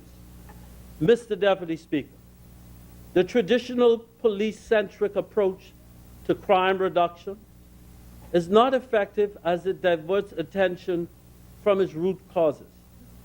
Hence, as was stated in the speech from this room, over the next 5 years, we will enlist our religious communities, civic communities, to assist in reawakening and reestablishing national values as a persistent, ongoing, and ever-growing effort. On September 21st, I participated in the launch of the Archdiocese Catholic Church Men's Association's Church Prison Ministry program at the Bahamas Department of Correctional Services. The principal objective of this program is to reach out to incarcerated young men. Efforts such as this reflect the strength of partnerships and the role that the religious community can provide in the rehabilitation, the reintegration, and ultimately the rebuilding the lives of incarcerated young men. Mr. Deputy Speaker, we have established partnerships with leaders from other spheres of society and civic groups, such as Dr. Sandra Dane Patterson of the Crisis Center, Dr. David Allen of the People Helping People program, supporting successful social programs which address intimate partner violence and child abuse, as well as those that seek to intervene in the lives of troublesome males at a young age, with a view to preventing them from becoming socially fragmented from society, will be helpful moving forward. Mr. Deputy Speaker, just this morning, I spoke at a symposium at the University of the Bahamas, which dwelled into the lives of offenders before and during incarceration. The goal of the event is to share information on prisoner re-entry challenges and needs to best inform policy and decision-making. These and other initiatives are a part of the strengthened relationship between my ministry and the university, which will assist us in finding more evidence-based strategies to combat crime. Finally, Mr. Deputy Speaker, our government will enact legislation to address the conditional release of offenders into society through a parole and probation of offenders system.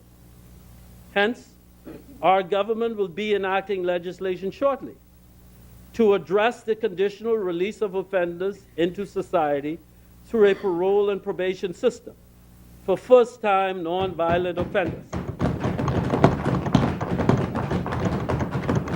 This new parole and conditional release offender policy will address rehabilitation, reintegration, reoffending, recidivism, and reduce the costs associated with incarceration. The goals of this initiative will be threefold. One, assisting ex-offenders in functioning in the community without becoming involved in further criminal activity, providing supervision or monitoring, and providing support to inmates, enabling them to be reintegrated into the community through a productive and crime-free lifestyle. Youth employability and citizen security. Mr. Deputy Speaker, one of the key goals of our government, as delineated in the speech from the throne, was the reduction of the high level of youth unemployment, which is another factor that impacts crime. We will address youth unemployment in collaboration with stakeholders through the implementation of specialized programs that will equip our youth with essential job-related skills and provide employment opportunities. And so certainly my colleague Minister from Social Services will be speaking more in depth in this area. Mr. Deputy Speaker, one of the 4 components of citizen security and justice program addresses youth employability. We have refocused and restructured the program to ensure that we can maximize its impact on reducing crime and improving public safety. Mr. Deputy Speaker, we're also in the process of strengthening and expanding several youth programs, including the Royal Bahamas Defense Force Ranger Program and the return of the Royal Bahamas Police Force Cadets Program. These, Mr. Deputy Speaker, and other youth programs have been successful in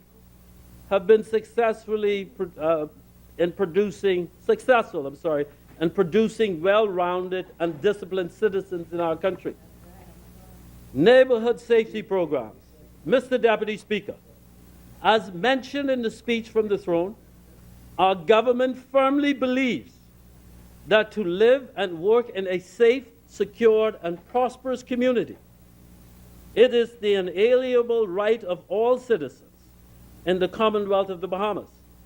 Hence, our government is committed to collaborating and working with community partners, parents, educators, church leaders, youth leaders, social workers, and all relevant agencies of government and industry. Through neighborhood safety programs and community-based partners, the culture of violence in our communities will change. Mr. Deputy Speaker, we have begun the groundwork for the creation of a National Neighborhood Watch and Community Empowerment Council, which will serve as the nationwide bridge between law enforcement and the community. This council, which will be partially funded through a component of citizen security and justice program, will facilitate the strengthening of existing and new crime watch groups and other partnerships among and across the business, civic, and religious communities. The council will commence a gamut of crime prevention activities, such as Citizens on Patrol and video integration centers. We recently met with over 20 existing crime watch groups who are all excited to become even more involved in crime prevention. NIA legislation, anti-corruption legislation. Mr. Deputy Speaker, the speech from the throne mentioned the introduction of two key pieces of legislation that are currently in the overall fight against crime, namely the establishment of the National Intelligence Agency and the anti-corruption legislation for all parliamentarians and public officers. These 2 pieces of legislation have already been tabled by the Honourable Member for Yamacraw. The NIA will strengthen the intelligence capacity of local law enforcement, while the anti-corruption legislation is intended to ensure that those in senior position of public trust are held accountable for their actions. These pieces of legislation seek to create agencies that will be autonomous so that they can effectively operate from outside interference. In conclusion, Mr. Deputy Speaker, our government is acutely aware of the enormous tasks which lay before us. We are conscious of the ramification that crime and the byproducts it produces. One thing is for certain, Mr. Deputy Speaker, we are not going to allow a small group of thugs who have demonstrated that they are not interested in changing their ways to ruin our nation's future. I warned all of the gangbangers and criminals in the Commonwealth of the Bahamas that we will not rest until all of you are taken down and brought to justice. I also warn, Mr. Deputy Speaker, members of the public not to allow their homes and their communities to be havens for criminals and illicit activities. Please cooperate and bring into the attention of the police those who seek to harm and destroy our peaceful way of life in the Commonwealth of the Bahamas. We need all Bahamians to step up to the plate and support the many initiatives introduced by this government. God bless you, and God bless the Commonwealth of the Bahamas. Yes, Thank you, sir. Mr. President. As many, the chair recognizes the member for Centerville.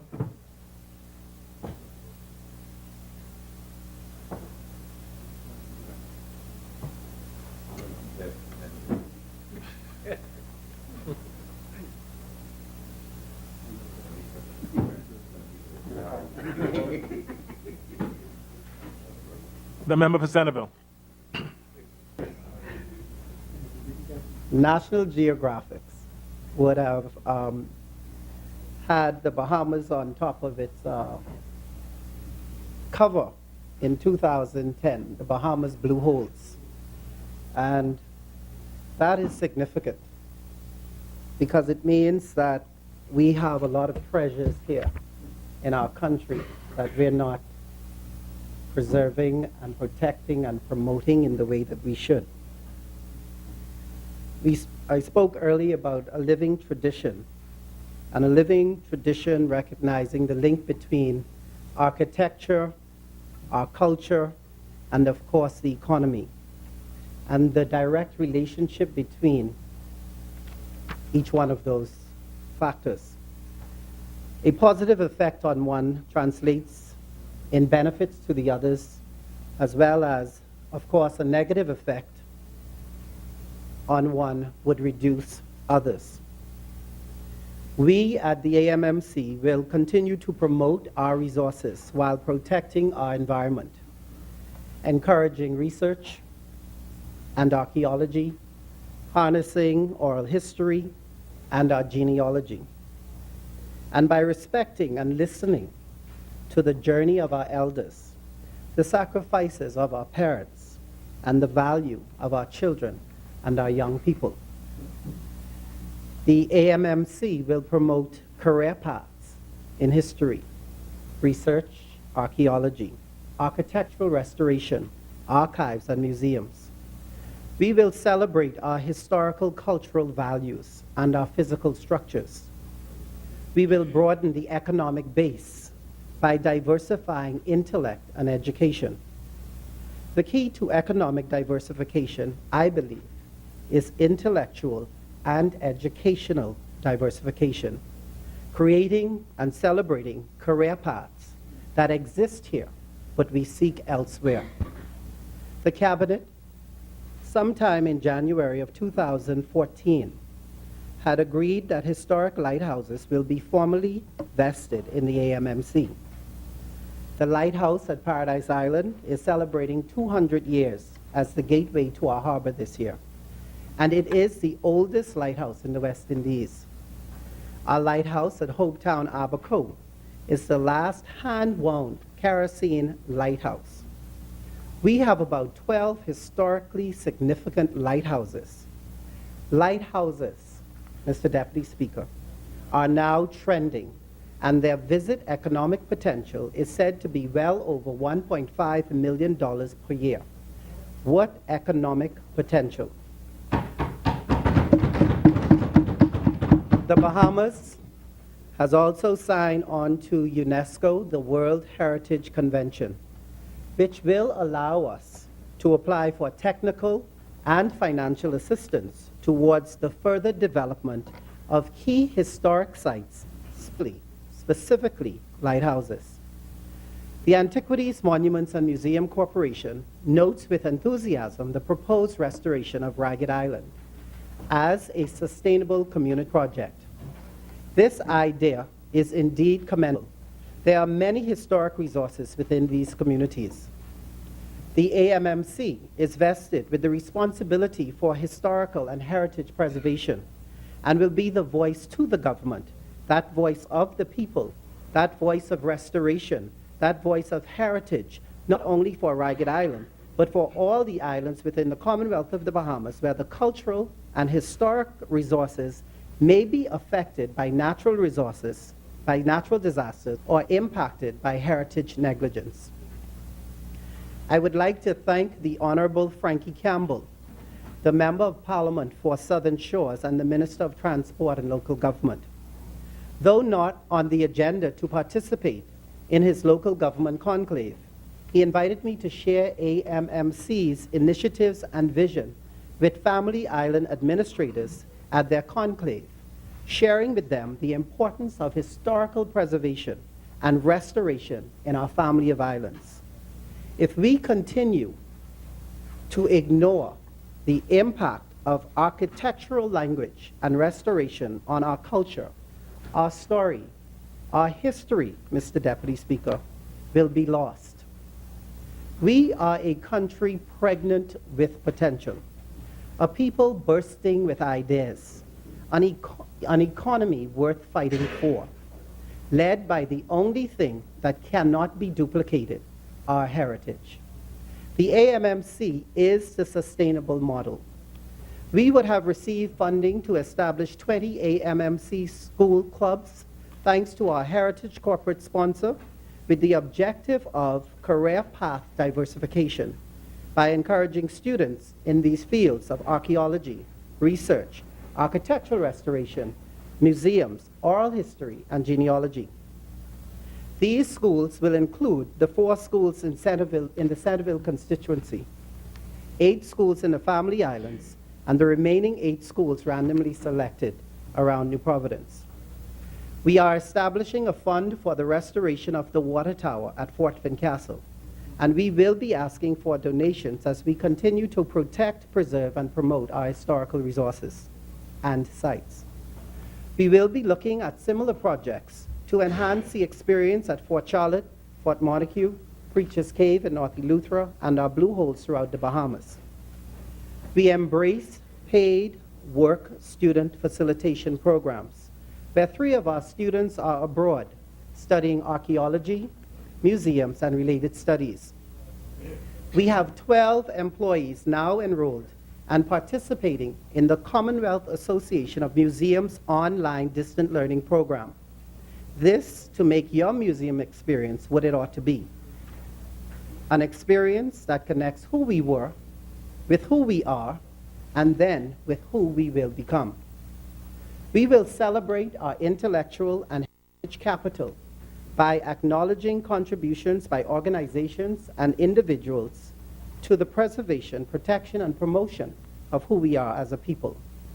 This will be done in an awards presentation dubbed the AMMC Living History Awards, which will capture our heritage from journalism to film, from art to music, from architecture to festivals, from land archaeology to blue holes, from technology to Junkanoo, and from our churches to our schools, all to let our Bahamian children know they are worth preserving, they are worth protecting, and they are worth promoting.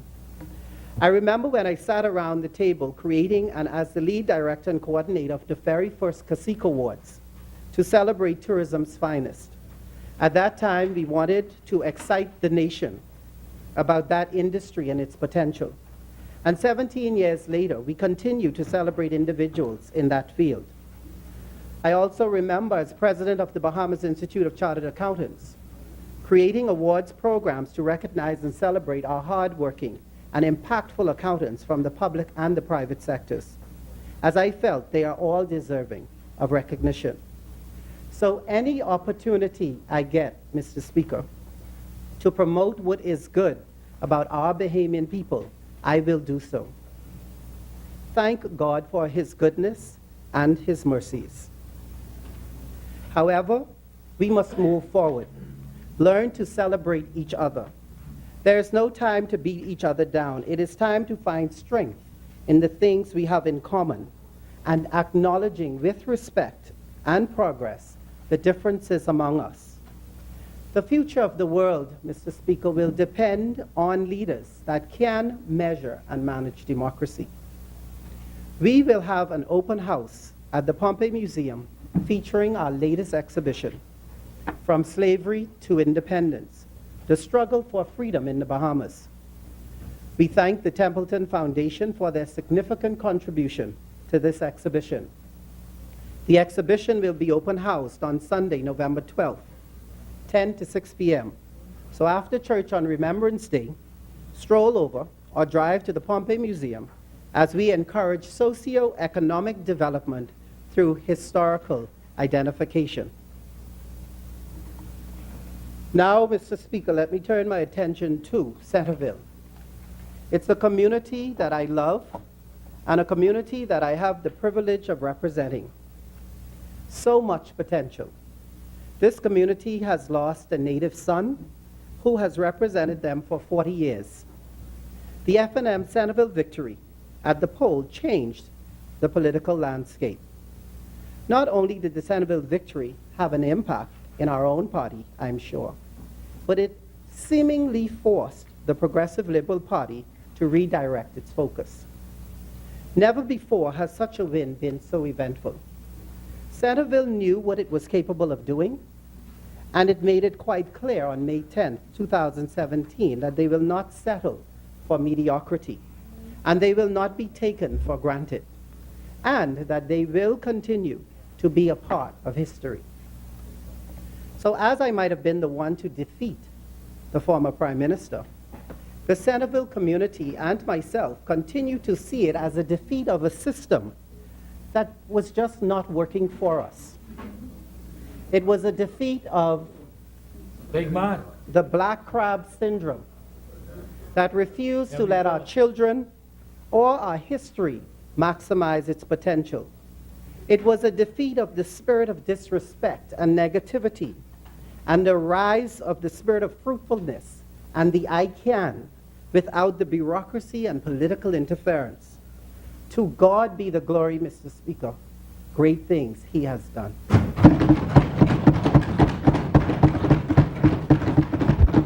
Mr. Speaker, there was a needs and assets assessment done of the Centerville community in conjunction with the Citizen Security and Justice Program by the IDB.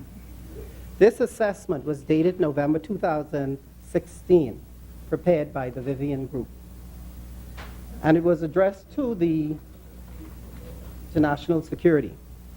And I quote, "The Ministry of Finance of the Commonwealth of the Bahamas has received financing in the amount of $20 million from the Inter-American Development Bank to implement a citizen security and justice program. The overall objectives of the program was to improve the behavior for nonviolent conflict resolution, increase employability of at-risk youths, strengthen institutional capacities of justice services, and reduce recidivism rate amongst persons in the juvenile system." It then went on to indicate that part fulfillment of these objectives would be the establishment of 9 communities. One of these designated communities, Mr. Speaker, is Centerville. Mr. Speaker, I do recall the former Prime Minister saying in his presentation, I believe it was at the opening of the Fox Hill Community Center, when he said that he wished Centerville could have a center like that. I just would like to state that he didn't have to wish, Mr. Speaker. The money was there for it. The report was clear. Where is the center? Or, in fact, where is the money? I hope we get to the point in our country where we stop shuffling borrowed money around. It is okay to shuffle your own money around, but borrowed money is purpose-driven, especially in the amount that is borrowed and from whom it is borrowed. If money was borrowed for the community center, for the people of Centerville, then we should have built the people of Centerville their community center.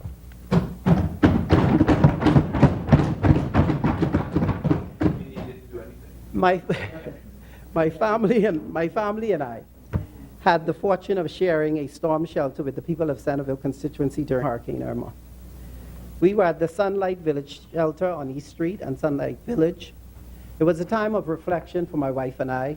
However, our children thought it to be great fun as they played with the other children.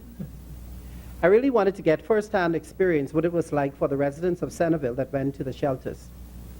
Though I commend the management of the shelter, I felt the need to inquire as to the lack of bedding for the elderly and general food supplies. My Seabreeze colleague is one of the hardest working persons I know, and I will continue to work to support her vision for social services and urban development in Centerville. I would like to take this opportunity to thank the shelter host, Pastor Eulin Hanna and his wife, the Royal Bahamas Defense Force, and the NAME assistants that were also present. We, myself and the Centerville constituency office, would have visited the 4 schools in the Centerville constituency to speak with principals and teachers to ensure there was adequate preparation for our children. I must commend the Ministry of Education on the painting of the schools as well as the yard maintenance. Donald Davis, Mr. Speaker, had its challenges. Parents and teachers were not so happy with the location of the special needs facility. There are no ramps for the children with wheelchairs, and the classroom does not have enough space for these children who, by law, we have an obligation to facilitate. In the speech from the throne, we would have spoken to enforcing the provisions of the Persons with Disability Act. And I am pleased to say that, of course, after emails to my Minister of Education, and I went by today to check, the school, the facility, they have begun to remove the wall between 2 classes to allow for sufficient space for the 20 disabled persons. However, the teacher still needs an aid to help, because she would not be able to, if she had to take one of the special needs kids to the restroom, it would be very difficult for her to also manage the class. And so I would like to implore my Minister of Education to facilitate us at the Donald Davis School with an aid in the special needs classroom. All 4 schools in the Centerville constituency were told of the Centerville Member of Parliament Award. That will go to the student who attended school the most days and was on time for school the most days. This award will be given every end of year. The parents of those students winning these awards will also be recognized for outstanding parental guidance and contributions through prayers and education.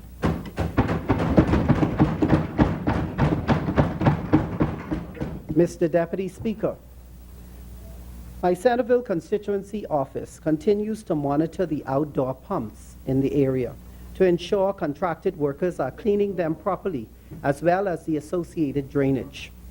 We campaigned on better water quality, and at this point, monitoring the pump sites is a start in the right direction. We also file complaints where and when necessary with the Ministry of Works. The Centerville office also monitors garbage collection and has direct communication with the waste management company responsible to ensure the pickup schedule and the pickup cycle is being followed. We have started our True Colors program, where we intend to target our 7 government complexes for repairs, cleaning, and repainting. We started our empowerment program, where young persons are being assisted with obtaining passports, driver's licenses, employment, and the establishment of bank accounts. We are also assisting entrepreneurs with obtaining business licenses. What an amazing program to see these young men open a bank account and make application for a passport. Boys and girls one may have considered at risk. In Centerville, Mr. Speaker, we are embracing real empowerment in word and in deed. It was a pleasure visiting with the senior citizens of Centerville Association and sharing in their quarterly birthday gathering. We will continue to partner with the association to ensure our elderly play a significant role in community development. We are looking for a location in the Centerville area for a constituency community center. We have selected 10 green spaces, which are street to street, which we intend to maintain. We have already completed 2 of them and are looking for others within the community. These green spaces can facilitate a reduction in criminal activity, as well as recognition of environmental appreciation.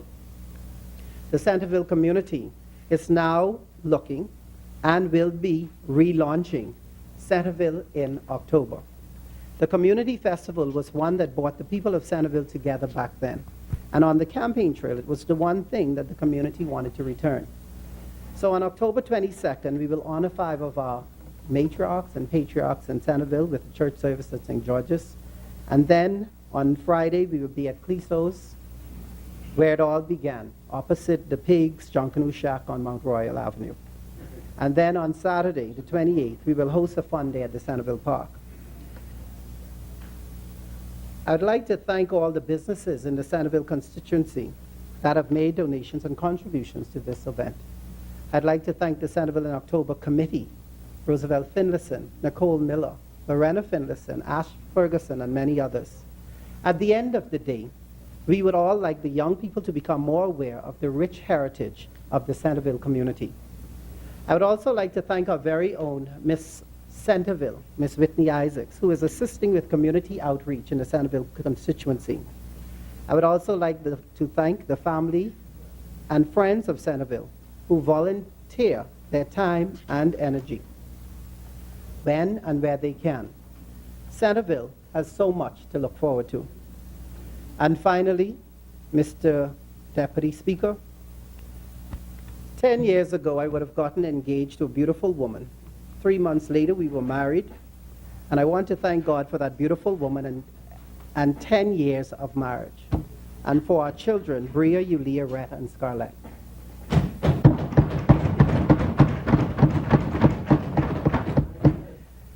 At this time, I'd like to say happy birthday to one of my constituents. And he is the biggest FNM in my constituency, my grandfather, John Chippy Chipman.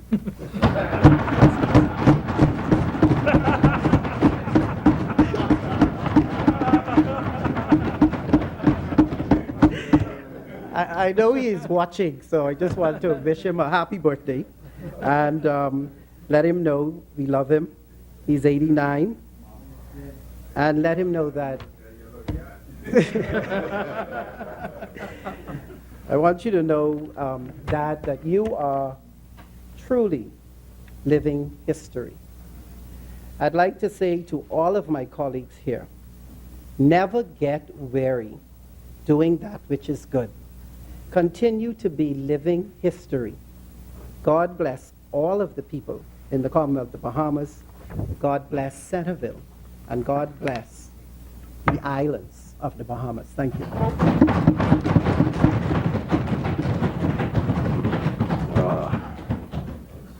To the member for Centerville, I'm sure that my colleagues here in this honorable house would also wish to wish your historic father, grandfather, happy birthday. He's indeed a leader, an example for all of us in the Bahamas in terms of culture. And I don't know if it's by chance that you're the chairman of the Monuments Antiquities Association or Authority. So please give your grandfather this house, this honorable house, his regards, and the nation's regard in that regard.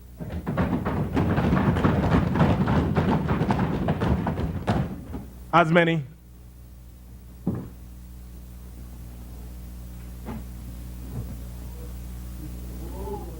The chair recognizes the member for Golden Isles.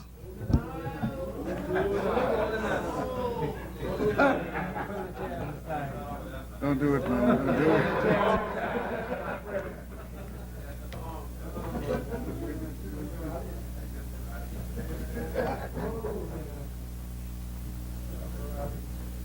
it. The chair recognizes the member for Golden Isles. Is the camera okay, Mr. Golden Isles? Good. Golden Isles. Thank you, Mr. Deputy Speaker. Let me begin by giving all thanks and all praise to Almighty God for his favor and for granting us victory, for which I shall be forever grateful. I wish to thank Her Excellency, Dame Marguerite Pendling, for the manner in which she so graciously and eloquently delivered the speech from the throne.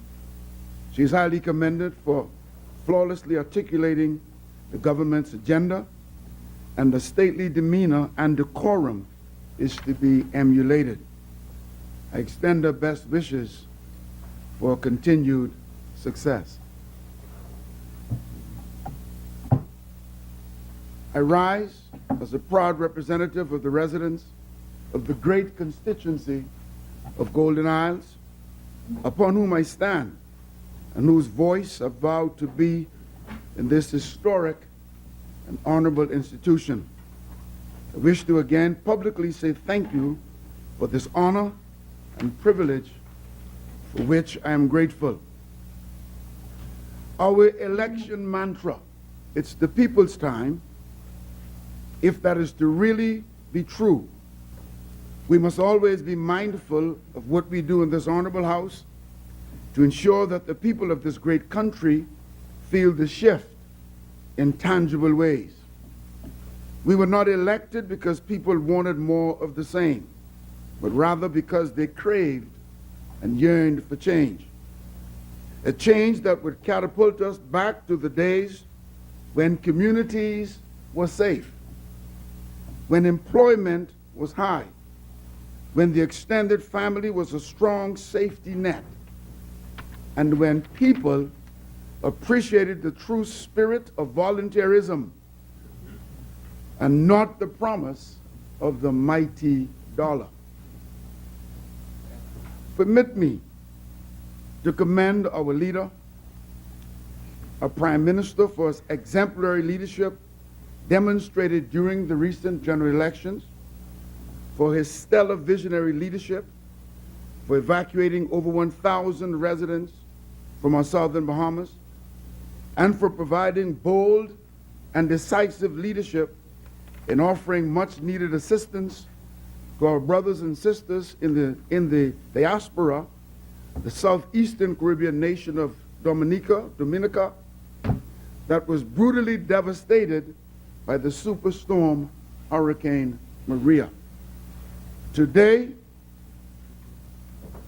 it's Barbuda. Today, it's Dominica. Today, it's Puerto Rico. Today, it's the Virgin Islands. Let's not forget the area of the Atlantic Ocean where we are located is known as Hurricane Alley. We are exposed and extremely vulnerable to hurricanes. The North Eleuthera citrus farms have yet to recover since megastorm Hurricane Andrew in 1992. And many of our residents on the southern shorelines of New Providence have yet to recover from the Category 4 storm Hurricane Matthew almost a year ago. God forbid if a Category 5 superstorm were to hit us. Heaven help us all. Let me speak about the constituency I've been elected to represent. The great constituency of Golden Isles. Mr. Deputy Speaker, has long been used for dumping along the service road in the pine forest where our well fields are located and the interior areas of the constituency. This unhealthy, disgusting practice must stop. I too join in with others in pleading for the reopening of our environmental courts, so when persons are caught violating, they will be punished to the maximum extent of the law.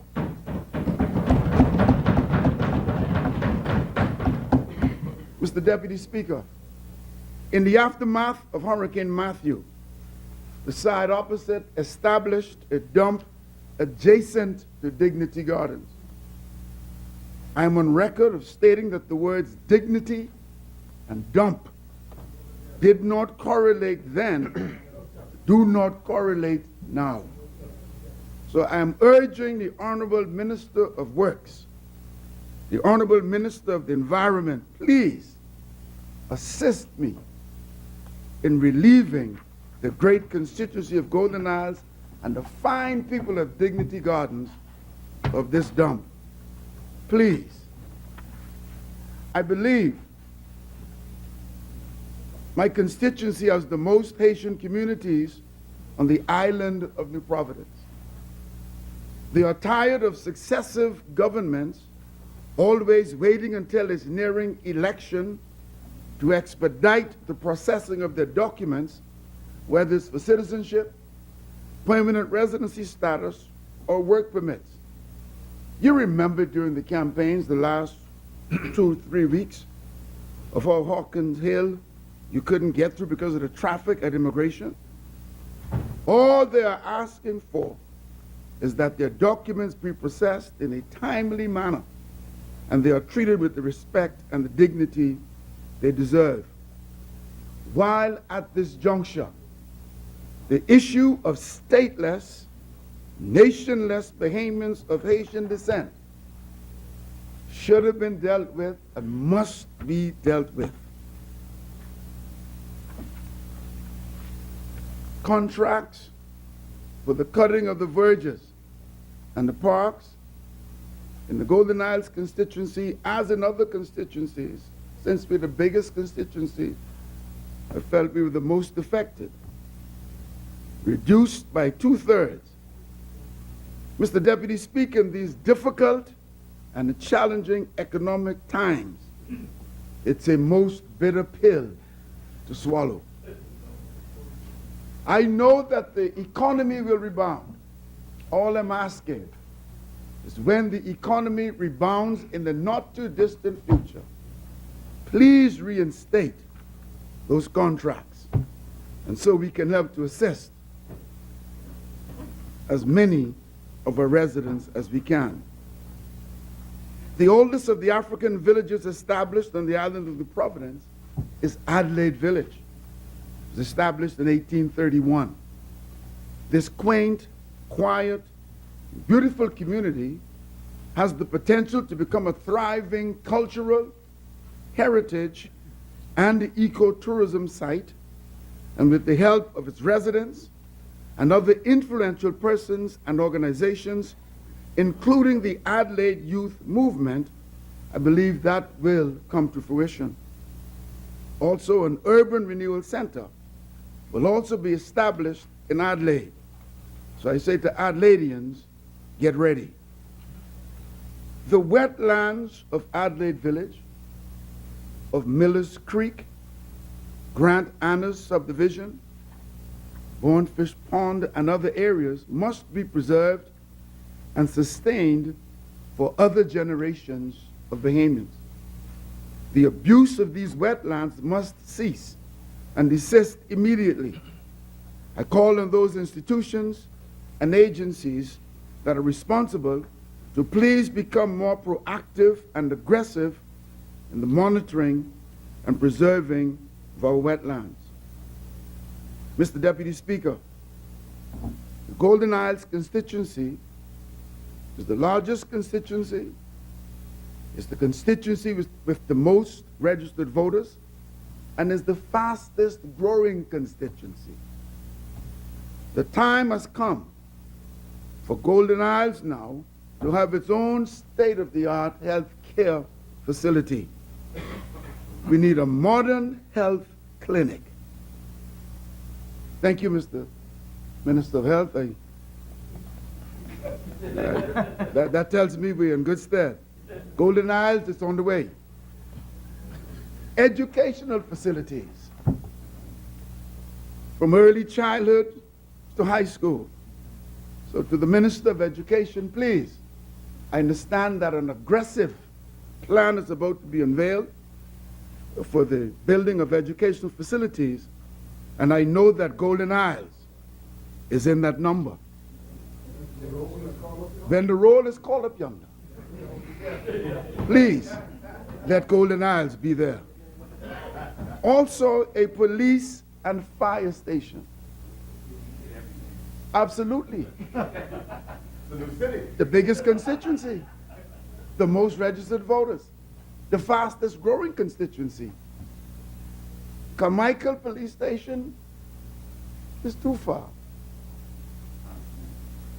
Western Police Station says it's not your jurisdiction.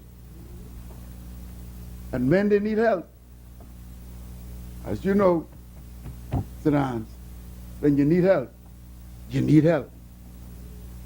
Golden Isles has been waiting long enough. Golden Isles has been in the wilderness long enough.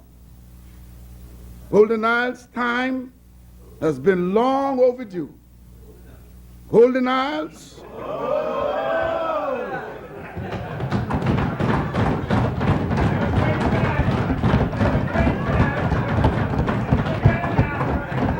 Oh, no. Golden Isles deserve the focused attention, Freetown. The issue of contractual employees becoming permanent and pensionable is a most vexing one. It must be resolved post haste and in a manner that is perceived to be fair and just. My recommendation is the formation of a national policy to govern the process that will eliminate victimization and the other unfair practices. In my capacity as Parliamentary Secretary in the Ministry of Social Services and Urban Development, I have the opportunity to do as our Lord Jesus would have us do, to reach out to the poor and the downtrodden, to show love to those who in their weakest moment feel like they've been forgotten and nobody cares. This is a caring government. This is a caring administration. We are duly reminded of this responsibility as underscored in the speech from the throne on page 16, and I quote, "All Bahamians are entitled to an acceptable standard of living, ready access to essential services, and livable physical environments.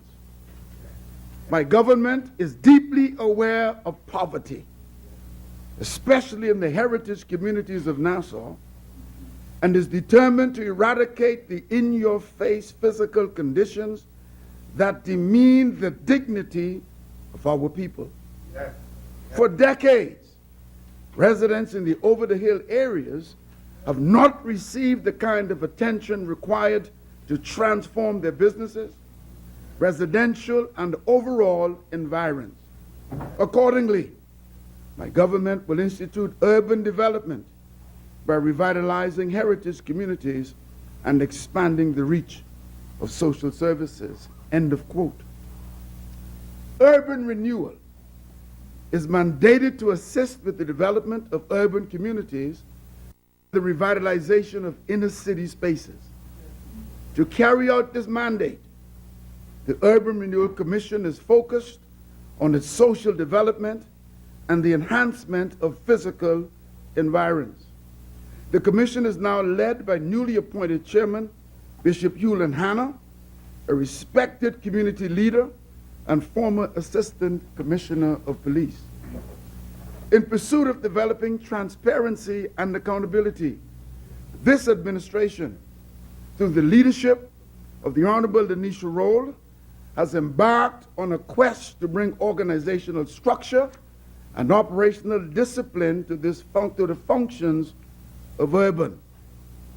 And that simply means that the minor roof repair program, we're about to embark on it. On days like today and yesterday, it saddens me and pains me because I know there are too many persons, not just in Golden Isles, but throughout the length and breadth of the Commonwealth of the Bahamas, whose roofs are leaking, who have to put buckets and slap buckets and other containers all over the place. That day, for many of those persons, will soon be history as we are about to embark on an aggressive program. Oh, yes. Soon, Pine Ridge, very soon.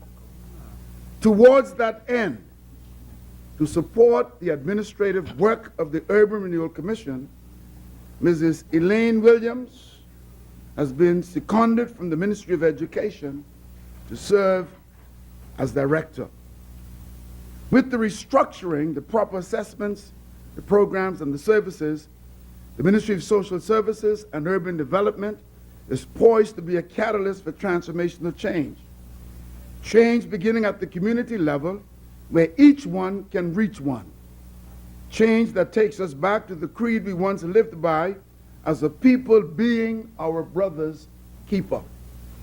Mr. Deputy Speaker, we cannot retreat into the exclusive wall of the gated communities and the suburbs and forget the reality that supposedly dwells in so many of our inner city homes, such as the reality of unemployment, the lack of basic utilities like electricity and water, and the limited or no food. We must resist the temptation to sit in judgment, as so many of us do. Many of these families are not living beyond their means, but their means of making a living have simply become very complex and challenging. This is quite evident when we see the challenges commonly perceived as aspects of poverty actually existing in areas and among persons others would consider privileged. Mr. Deputy Speaker, there's a direct association between disenfranchisement, poverty, and unemployment with crime and other social ills.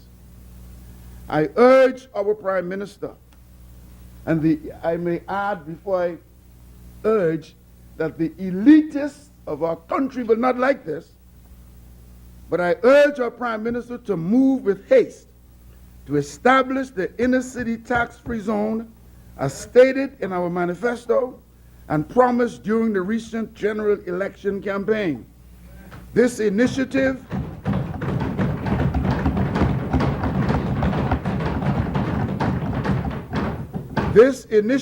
will be the savior of many of our small inner city businesses and will result in creating new businesses, employment opportunities, and will intensify the war on poverty.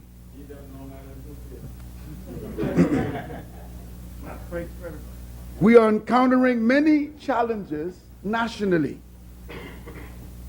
including unemployment, crime, foreclosures, abuses, and all sorts. And I believe firmly that we have the solutions to the challenges in our nation. In an effort to revive our struggling economy, it is incumbent upon us to identify new streams of revenue as opposed to only focusing on the old model of foreign direct investment. We must be innovative and bold and tap into the genius of the Bahamian spirit and take a look deep within the reservoir of the souls of our people. We must now exploit the abundant natural resources of our country, which in my opinion is our only path to sustainable development. Our country is approximately 100,000 square miles and is strategically located off the coast of South Florida, stretching between Cuba and Haiti. Mr. Deputy Speaker, our rich resources lie in our sun, sand, and sea. Our natural resources include, but not limited to solar energy, marine resources, oil, natural gas, forestry, limestone, solar salt, our pine trees, fresh water, our geographical location, sand, and aragonite. Mr. Deputy Speaker, in the not too distant past, we once manufactured our own lumber. South Eleuthera had a canning factory. the Pine Barrens of Grand Bahama, Abaco, North Andros, and Western New Providence awaits the genius of our people to create a new industry and to begin to manufacture them into lumber as we did before.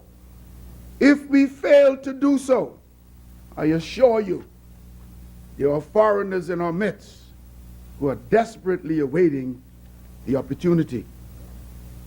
Mr. Deputy Speaker, we must begin to contemplate ideas to establish a new industry to tap into the over 100,000 square miles of our tremendous potential for solar energy. I was happy, I was overjoyed when our Prime Minister stated that Ragged Island would be an example of such energy, alternative energy. We have approximately 94,000 square miles of rich marine resources, variety of species of fishes in our water. We have it. Aragonite. In 1969, the father of our nation, the late Right Honorable Sir Lyndon Oscar Finland said, and I quote, "Aragonite will be the financial freedom for the Bahamian people." Here we are, 48 years later. The Aragonite is still here, but it is not materialized as the savior. And only a few Bahamians and foreigners are benefiting from Aragonite. Like the father of our nation, I firmly believe the financial freedom of our country still lies in Aragonite. We can create new industries. We can create new streams of revenue. We can produce new entrepreneurs and tremendous job creation by tapping into the potential of this natural resource, Aragonite.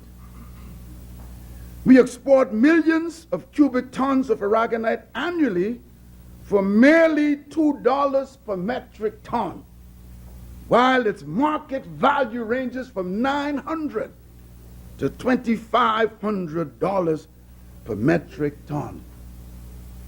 In my opinion, as I've stated before, and I state again, we must levy a tax consistent with the market value of Aragonite. We are being robbed. Our treasury is being robbed. Our people are being robbed. The industrial implications for eludic Aragonite are extensive because it is the purest and most consistent form of calcium carbonate in the world. Calcium carbonate is widely used in many industries, including everything from agriculture to aerospace. Another unique component of Aragonite is its shape. Because of its crystalline structure, it is 6 times more soluble in water than calcite, making it more bioavailable. The extent to which chemicals are bioavailable has significant implications for the cleanup of contaminated media. The past century of industrial, military, and commercial activity in the United States has resulted in hundreds of thousands of hazardous waste sites where organic compounds and metals contaminate surface and subsurface soils and sediments. In order to reduce risks to human and ecological receptors, considerable time and money is being spent remediating these sites. To overcome the difficulties inherent in hazardous waste, remediation, and resource constraints, as well as to help prioritize cleanup efforts, responsible parties and regulators are using the concept of bioavailability during hazardous waste site management. Oolitic aragonite occurs naturally and is sustainable, consistent, and pure. While other forms of aragonite are available from the Caribbean, it is of coral origin, is not sustainable, and does not match the quality, the crystalline and microporous characteristics of oolitic aragonite. The aragonite in the Bahamas is the best on the planet What are we waiting for? Please, do not sell out our birthright. We can do this. I am confident Bahamians can do this. Mr. Deputy Speaker, I simply would like to say to the Bahamian people, it's still prayer time. There's no time to grow weary or become dismal. Please do not stop praying. It's our prayers and the prayers of the faithful that's going to help us to turn this country around. We must leave our comfort zones and exercise a degree of flexibility if we wish to see a different and a better Bahamas. We can't keep doing the same things over and over and expect different results. That's insanity. As leaders, we have the opportunity to prove by example that we are not simply giving lip service, but rather we are truly committed to serving in the best interest of our people at all times. I firmly believe, and I wish to reiterate, if we look into the soul and the spirit and the psyche of our Bahamian people, we will pave a new future forward to create new industries for our natural resources and will bring about real change for our economy and our people. Mr. Deputy Speaker, something has to be wrong with that clock. Wasn't speaking for that long. On page 17 of the speech from the throne, I think that should be 5 minutes instead of 3. I quote, page 17 of the speech from the throne says, "My government will review legislations to ensure that adequate provisions exist for the protection of homeowners with respect to foreclosure and mortgage protection." End of quote. The investment in a home is for many persons the largest and most significant investment they'll make in their lifetime. Too many Bahamians, I repeat, too many Bahamians are losing their homes in record numbers. The wheels of governance are perceived as turning too slow. We must move expeditiously. We must move with haste and a sense of urgency. Too many Bahamians are becoming displaced in their own native country. We must intervene as promised. We must lighten the burden. In my conclusion, now preachers usually have 3 of them, but I'm serving as a politician, so I have 1. I would like to share regarding a nation that was poor and destitute, matter of fact, to the extent that their neighboring country wanted to purchase and colonize them. They were an undisciplined people, as we are, but their leader implemented various disciplinary measures that turned their nation around. Mr. Deputy Speaker, their leader made it mandatory that every citizen saved 23% of their earnings. All drug crimes, all gun crimes, and all sex crimes are treated as capital offenses, meaning they are punishable by death. Spitting or chewing gum, spitting it on the street, you are levied a fine and corporal punishment. When visiting this country, if you're not prepared to obey their laws, they will not allow you to enter. In approximately 20 years, this island nation went from 3rd world status to 1st world status. Today, Mr. Deputy Speaker, they are a global commerce, finance, and transport hub. Rated the top technology-ready nation, top international meeting city, city with the best investment potential, 2nd most competitive country, 3rd largest foreign exchange market, third largest financial center, third largest oil refining and trade center, second busiest container port, a tax haven, third highest GDP per capita, ranked highly in education, healthcare, life expectancy, quality of life, personal safety, and housing. Mr. Speaker, the nation of which I speak is Singapore. The leader to whom I refer to as the father of the nation is the late Lee Kuan Yew. I wish to echo several of his quotes in closing.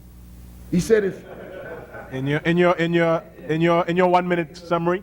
He said, if you want to reach your goals and dreams, you cannot do it without discipline. He also said a nation is great not by its size alone. It is the will, the cohesion, the stamina, the discipline of its people, and the quality of their leaders which ensure it an honorable place in history. Dr. Ron Malana Karenga, founder of Kwanzaa, stated, and I quote, I got a minute, a people who's afraid of discipline. No, take me serious, Doc. Blue Hills, take me serious. We're losing a country. This is serious business. Will in the end be destroyed because of the lack of it. The lack of discipline is killing us. And if we do not reinstate discipline to our nation, it's desperately needed. I believe, Mr. Prime Minister, like the Singaporeans, our people can learn, they can be taught, they can be disciplined, and our people can develop this nation. Our people can turn this around. I believe, under your bold, visionary, decisive leadership, with Almighty God being our helper, we can turn this around. So Bahamians, get ready for change. Get ready for real change. Get ready for tough hands. Forget the skeptics, the critics. We have to get the job done. We have come to the kingdom for such a time as this. I again thank Her Excellency Dame Margaret Quinlan for the manner in which she so graciously and eloquently delivered the speech from the throne. I would also like to thank Almighty God for his favor upon us. May he continue to bless the Commonwealth of the Bahamas and make the wealth more common. Long live the Commonwealth of the Bahamas.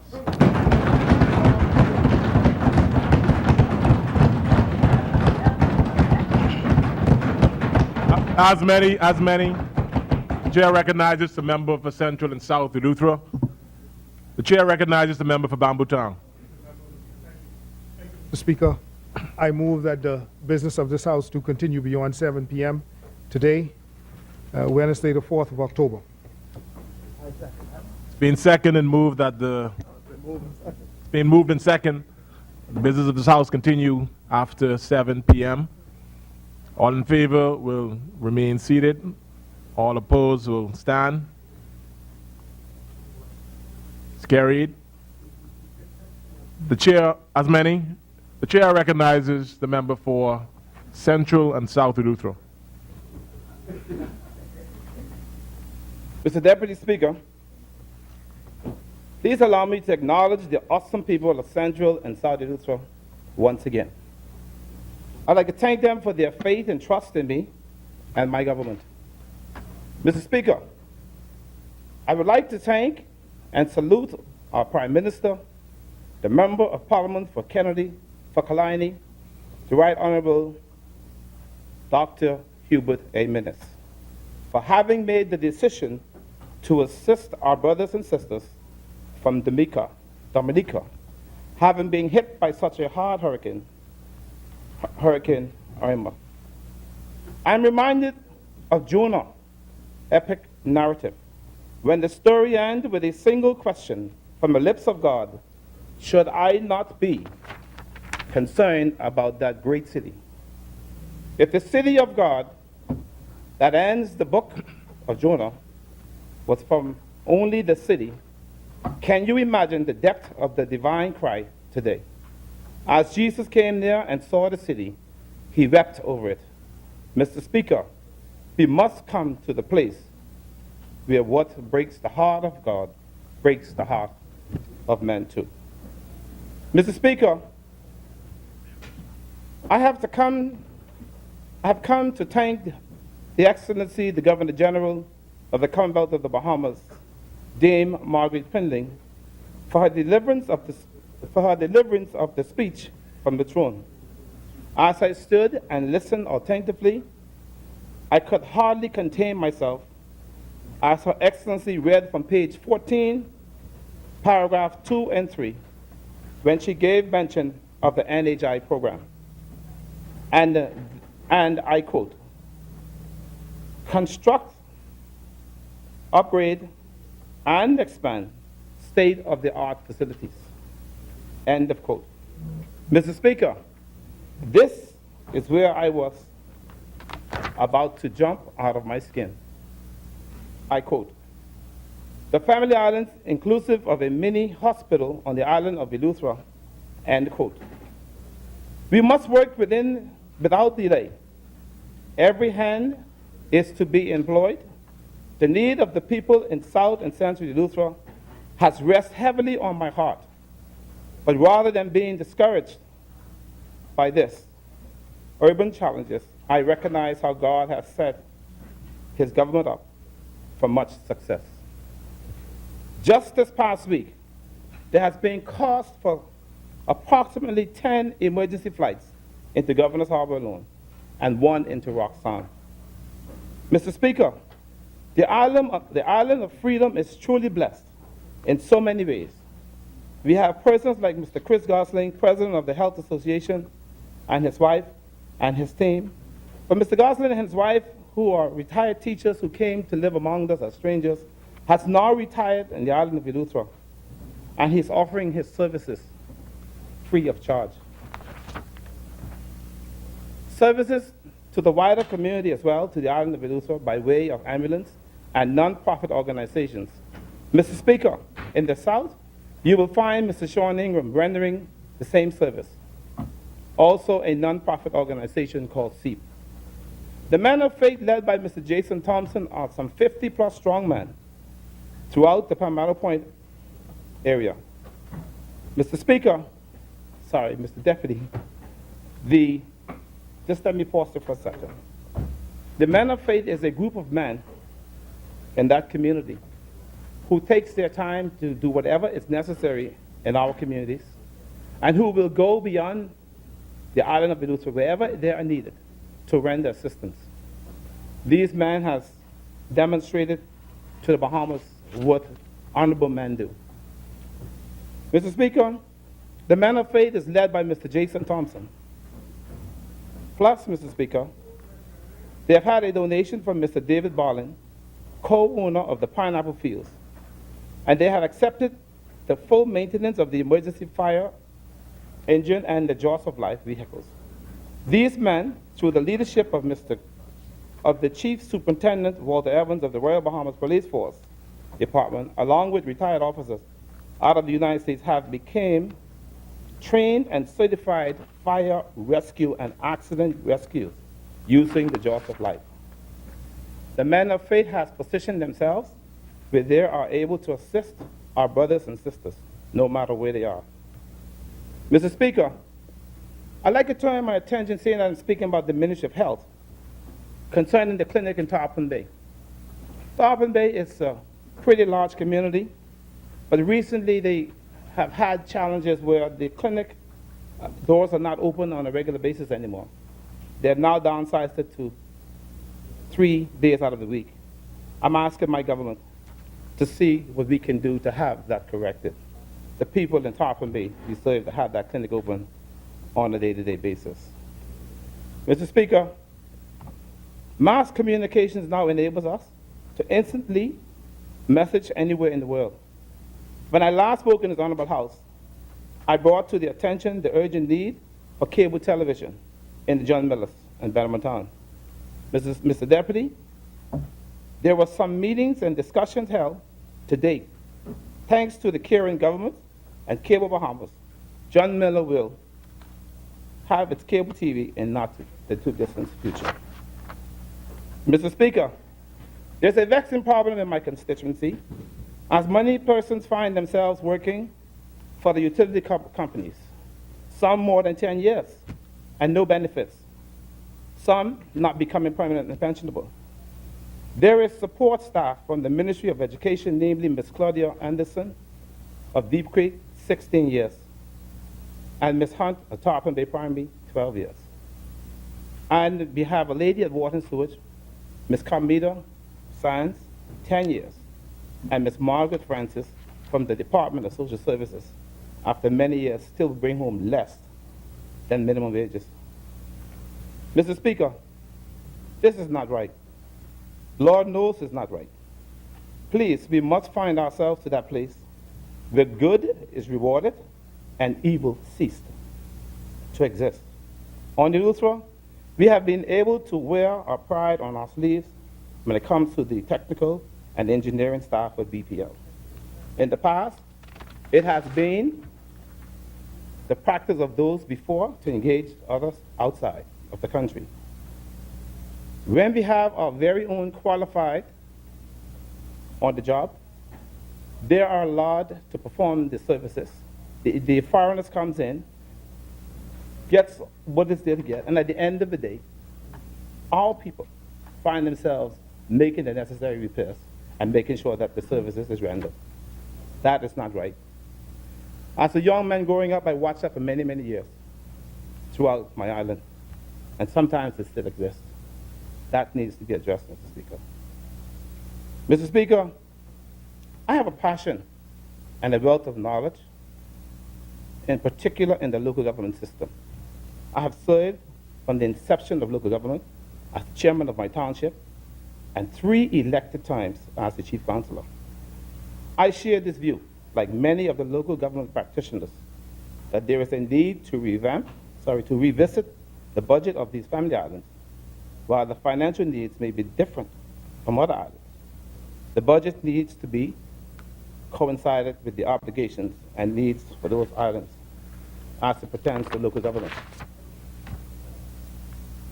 Also, Mr. Deputy, there are some casual workers who work for local government who's been employed from the implementation of local government. Mr. Deputy, it's not right. At the end of their jobs, 20 years, 16, 17, whatever you can call it, they go home with nothing. This is the type of treatment that happens in the family island. I am not casting the blame at the foot of my government. This has been done by several governments. And I, as one who lives in the family islands, I don't think it's fair. Mr. Speaker, Mr. Deputy, pardon me? Mr. Deputy, also, I'd like to bring to the attention of my government the issuing of business license. Business license in the family islands has become a nightmare. We have businesses in the islands right now who have applied to have their business license renewed 4 and 5 years, and today they still don't have a business license. The government removed the authority out of the local government system and put it into the hands of licensing authority here in New Providence. But, Mr. Deputy, that system is not working for the family islands. I speak for all of the islands. You will find that in every island, this is the cry. I found situations where persons who had businesses applied for their license, paid for their fees, but yet they were closed down by the police department. That is not fair. Mr. Speaker, in implementing the system in local government in the Bahamas, we have to be mindful that not every system you have in New Providence is going to work in the family islands. It just doesn't work. The systems need to be reviewed, and there need to be some amendments to the Local Government Act that allows the family islands to operate the way that they should. Mr. Speaker, Mr. Deputy, sorry, you will also find out that when the applications are rendered, those persons who live in those communities knows exactly where the churches, the schools are, churches and residents. Who knows best? than the locals. Persons from New Providence will issue license for individuals for areas that they do not know anything about. That's what happens. Mr. Speaker, Mr. Deputy, I also look forward to the time when the government decides to return the passport office to the family island. There was a time when the residents in the islands didn't have to travel to New Providence to get their passports. It has become a problem. So I'm looking forward to that to take place. And I ask my government if they will intervene and make sure that that happens. Mr. Speaker, Mr. Speaker, just last week, the Member of Parliament from Yamacraw tabled a bill in this House. And the bill which he tabled was called Land Reform. Mr. Speaker, I would like to speak about that, if I can. I welcome the day that that bill is debated in this House and the day that that bill is passed. Living in the family islands, I've seen too much families losing their possessions that was left by their predecessors, by individuals who choose to come to the islands, and those who live there find ways and means of going to the courts and taking away the rights of our people. It happens too many times. Mr. Speaker, Mr. Deputy, sorry. I say that because right now, if we take a look at my constituency in South, Deep South, South Eleuthera has had a chokehold on it for the last 30 to 40 years, Mr. Deputy. All because there are issues of land. But we also found out, and we find out that daily throughout the world, land has became the issues of many, many wars. But we in the Bahamas have an opportunity to solve that. We can bring relief to our people by doing that which is right. Many families in the family islands in particular hurt over these type of things that happens. And I would stand behind that bill whenever it comes to this House. Mr. Deputy, also I'd like to say to my government, the cry for the residents of Hatchet Bay, who've been crying many, many years, asking various governments to release a portion of the land, the property that's owned by BAIC, to the residents of Alistown. Many persons may wonder, what or where is Alistown? Alistown is the community of Hatchet Bay that has been landlocked. The young people have to move out and build other places. The residents of Hatchet Bay is looking to that day, Mr. Speaker, when they are able to purchase and to build on some of that land right in their own little town so they can continue to build their village.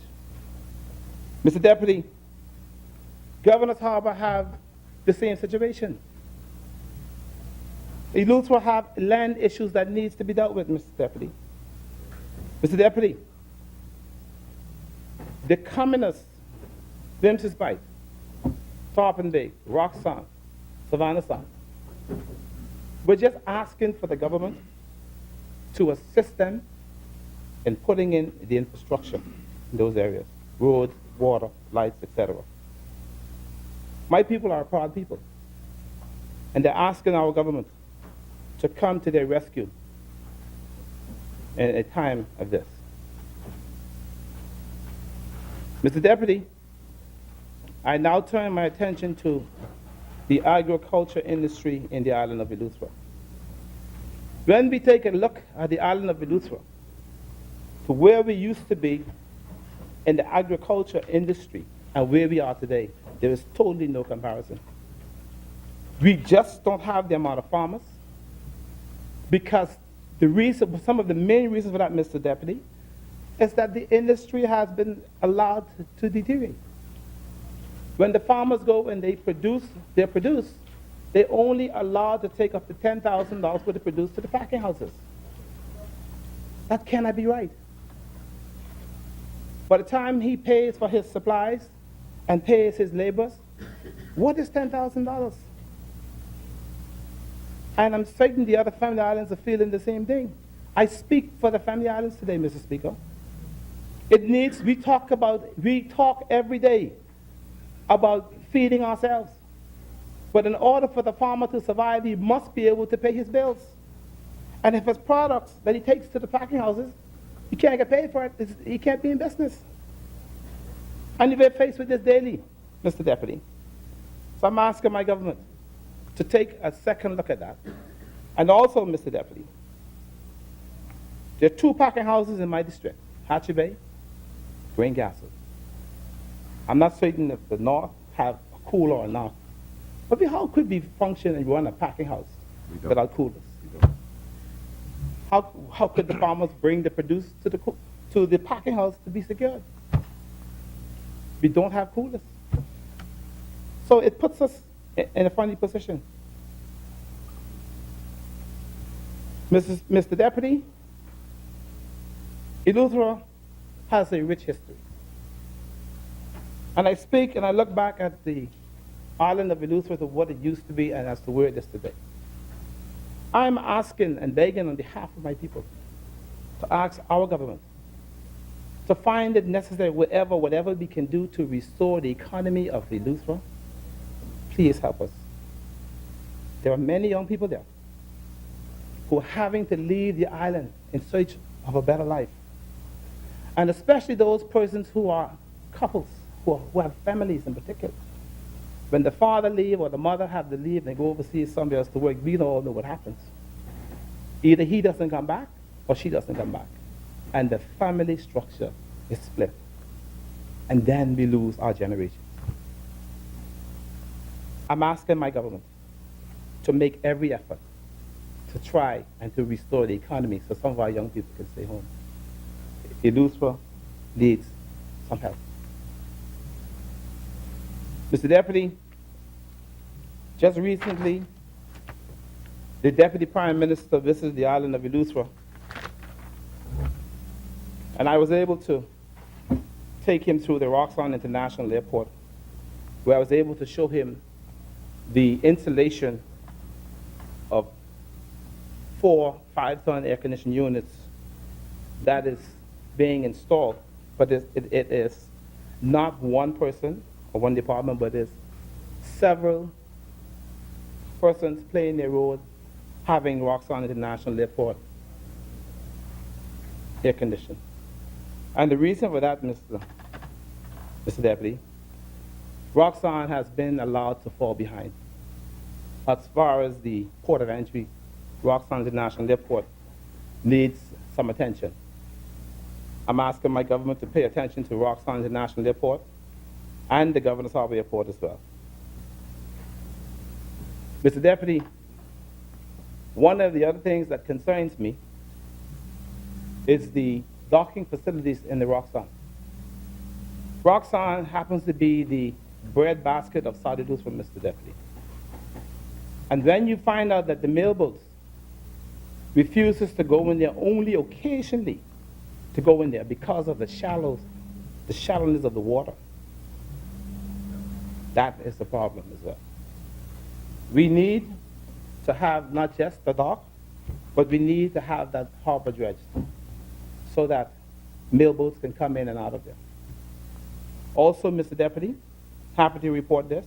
During the season, Roxanne had quite a bit of yachtmen in that harbor. That's a plus for the South. It comes inside there on a regular basis. Mr. Deputy,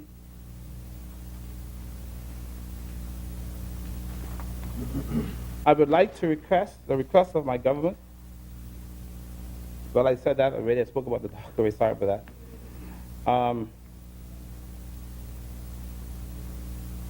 I would like to speak now about a few accomplishments that we have accomplished in my constituency since being in office. Mr. Deputy, we were fortunate to do what we call a back to school after a consultation with the parents and the guardian. We decided to do lunch packs. We were able to distribute over 400 lunch packs from Hatchie Bay in the north to Bannermantown in the south. We also supplied each school with a coffee maker and the trimmings and the supplies for each school. Sometimes we forget the teachers, but just a little gift to say thank you goes a long way. Mr. Deputy,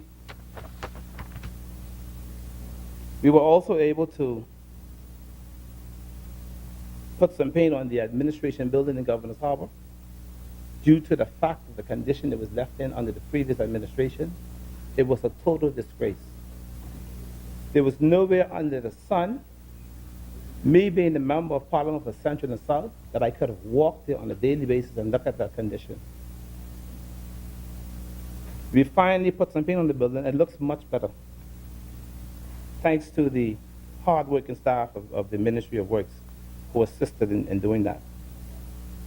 We also was able to do some minor repairs at Governor's Harbor International Airport, fix the roof, did some painting, and we also had to replace a brand new air conditioning unit at Governor's Harbor International Airport. We also assisted the Bannermantown community with the repairs to their public library, and just so they will know that their computers for that library is on the way. We also was able to assist the Greencastle Development Association, who now have a computer lab, and they just opened it a few weeks ago. We assisted with that. We also was able to assist the 2 social organizations throughout the district in providing them with funding to help them to get back-to-school supplies as well. Mr. Deputy, I would like to, through you, sir, appeal to the Minister of Environmental Health. Mr. Deputy, between the community of Windermere Island and Tarpon Bay, my road verges are closing in.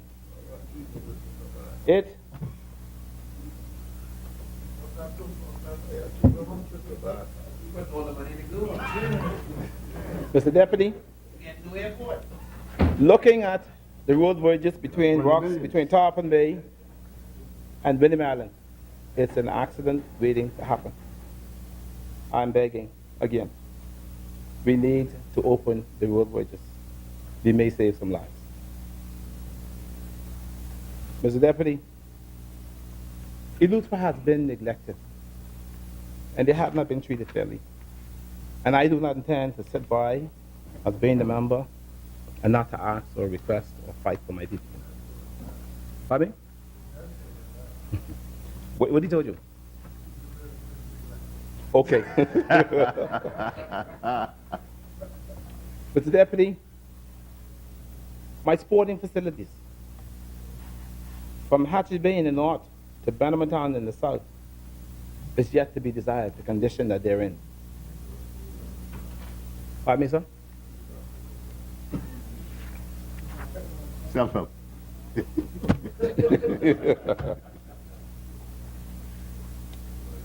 I'm requesting from my government some assistance in having those sporting facilities repaired. Mr. Deputy, last but not least, I'd like to thank the member, through you, sir, the member from Seabreeze, for the return of the urban renewal to South Eleuthera. That, madam, my people are grateful. You can't get everything. Mr. Speaker, South and Central Eleuthera thanks Her Excellency for the speech from the throne. As some 100 plus took a 12-hour boat trip ride from Eleuthera to witness the change in our political atmosphere, I would like to wish Ms. Bernie Forbes from Roxanne a speedy recovery. I'd like to extend my sincere condolences to the families of Mr. James Roll, James Siston, and Mrs. Vernita Ward. Mr. Deputy, I'd like to also extend my condolences to the family of the recent accident victim, young Kenyan. Kazan, okay, Brown, who supported me as a first-time voter. He will be laid to rest this coming Saturday. May his soul rest in peace. Mr. Deputy, Saudi Lutheran would like to thank Her Excellency for a job well done. Saudi Lutheran would like to thank the government for the support that I have gotten thus far, but I'm looking forward to more in the near to distant future. Thank you.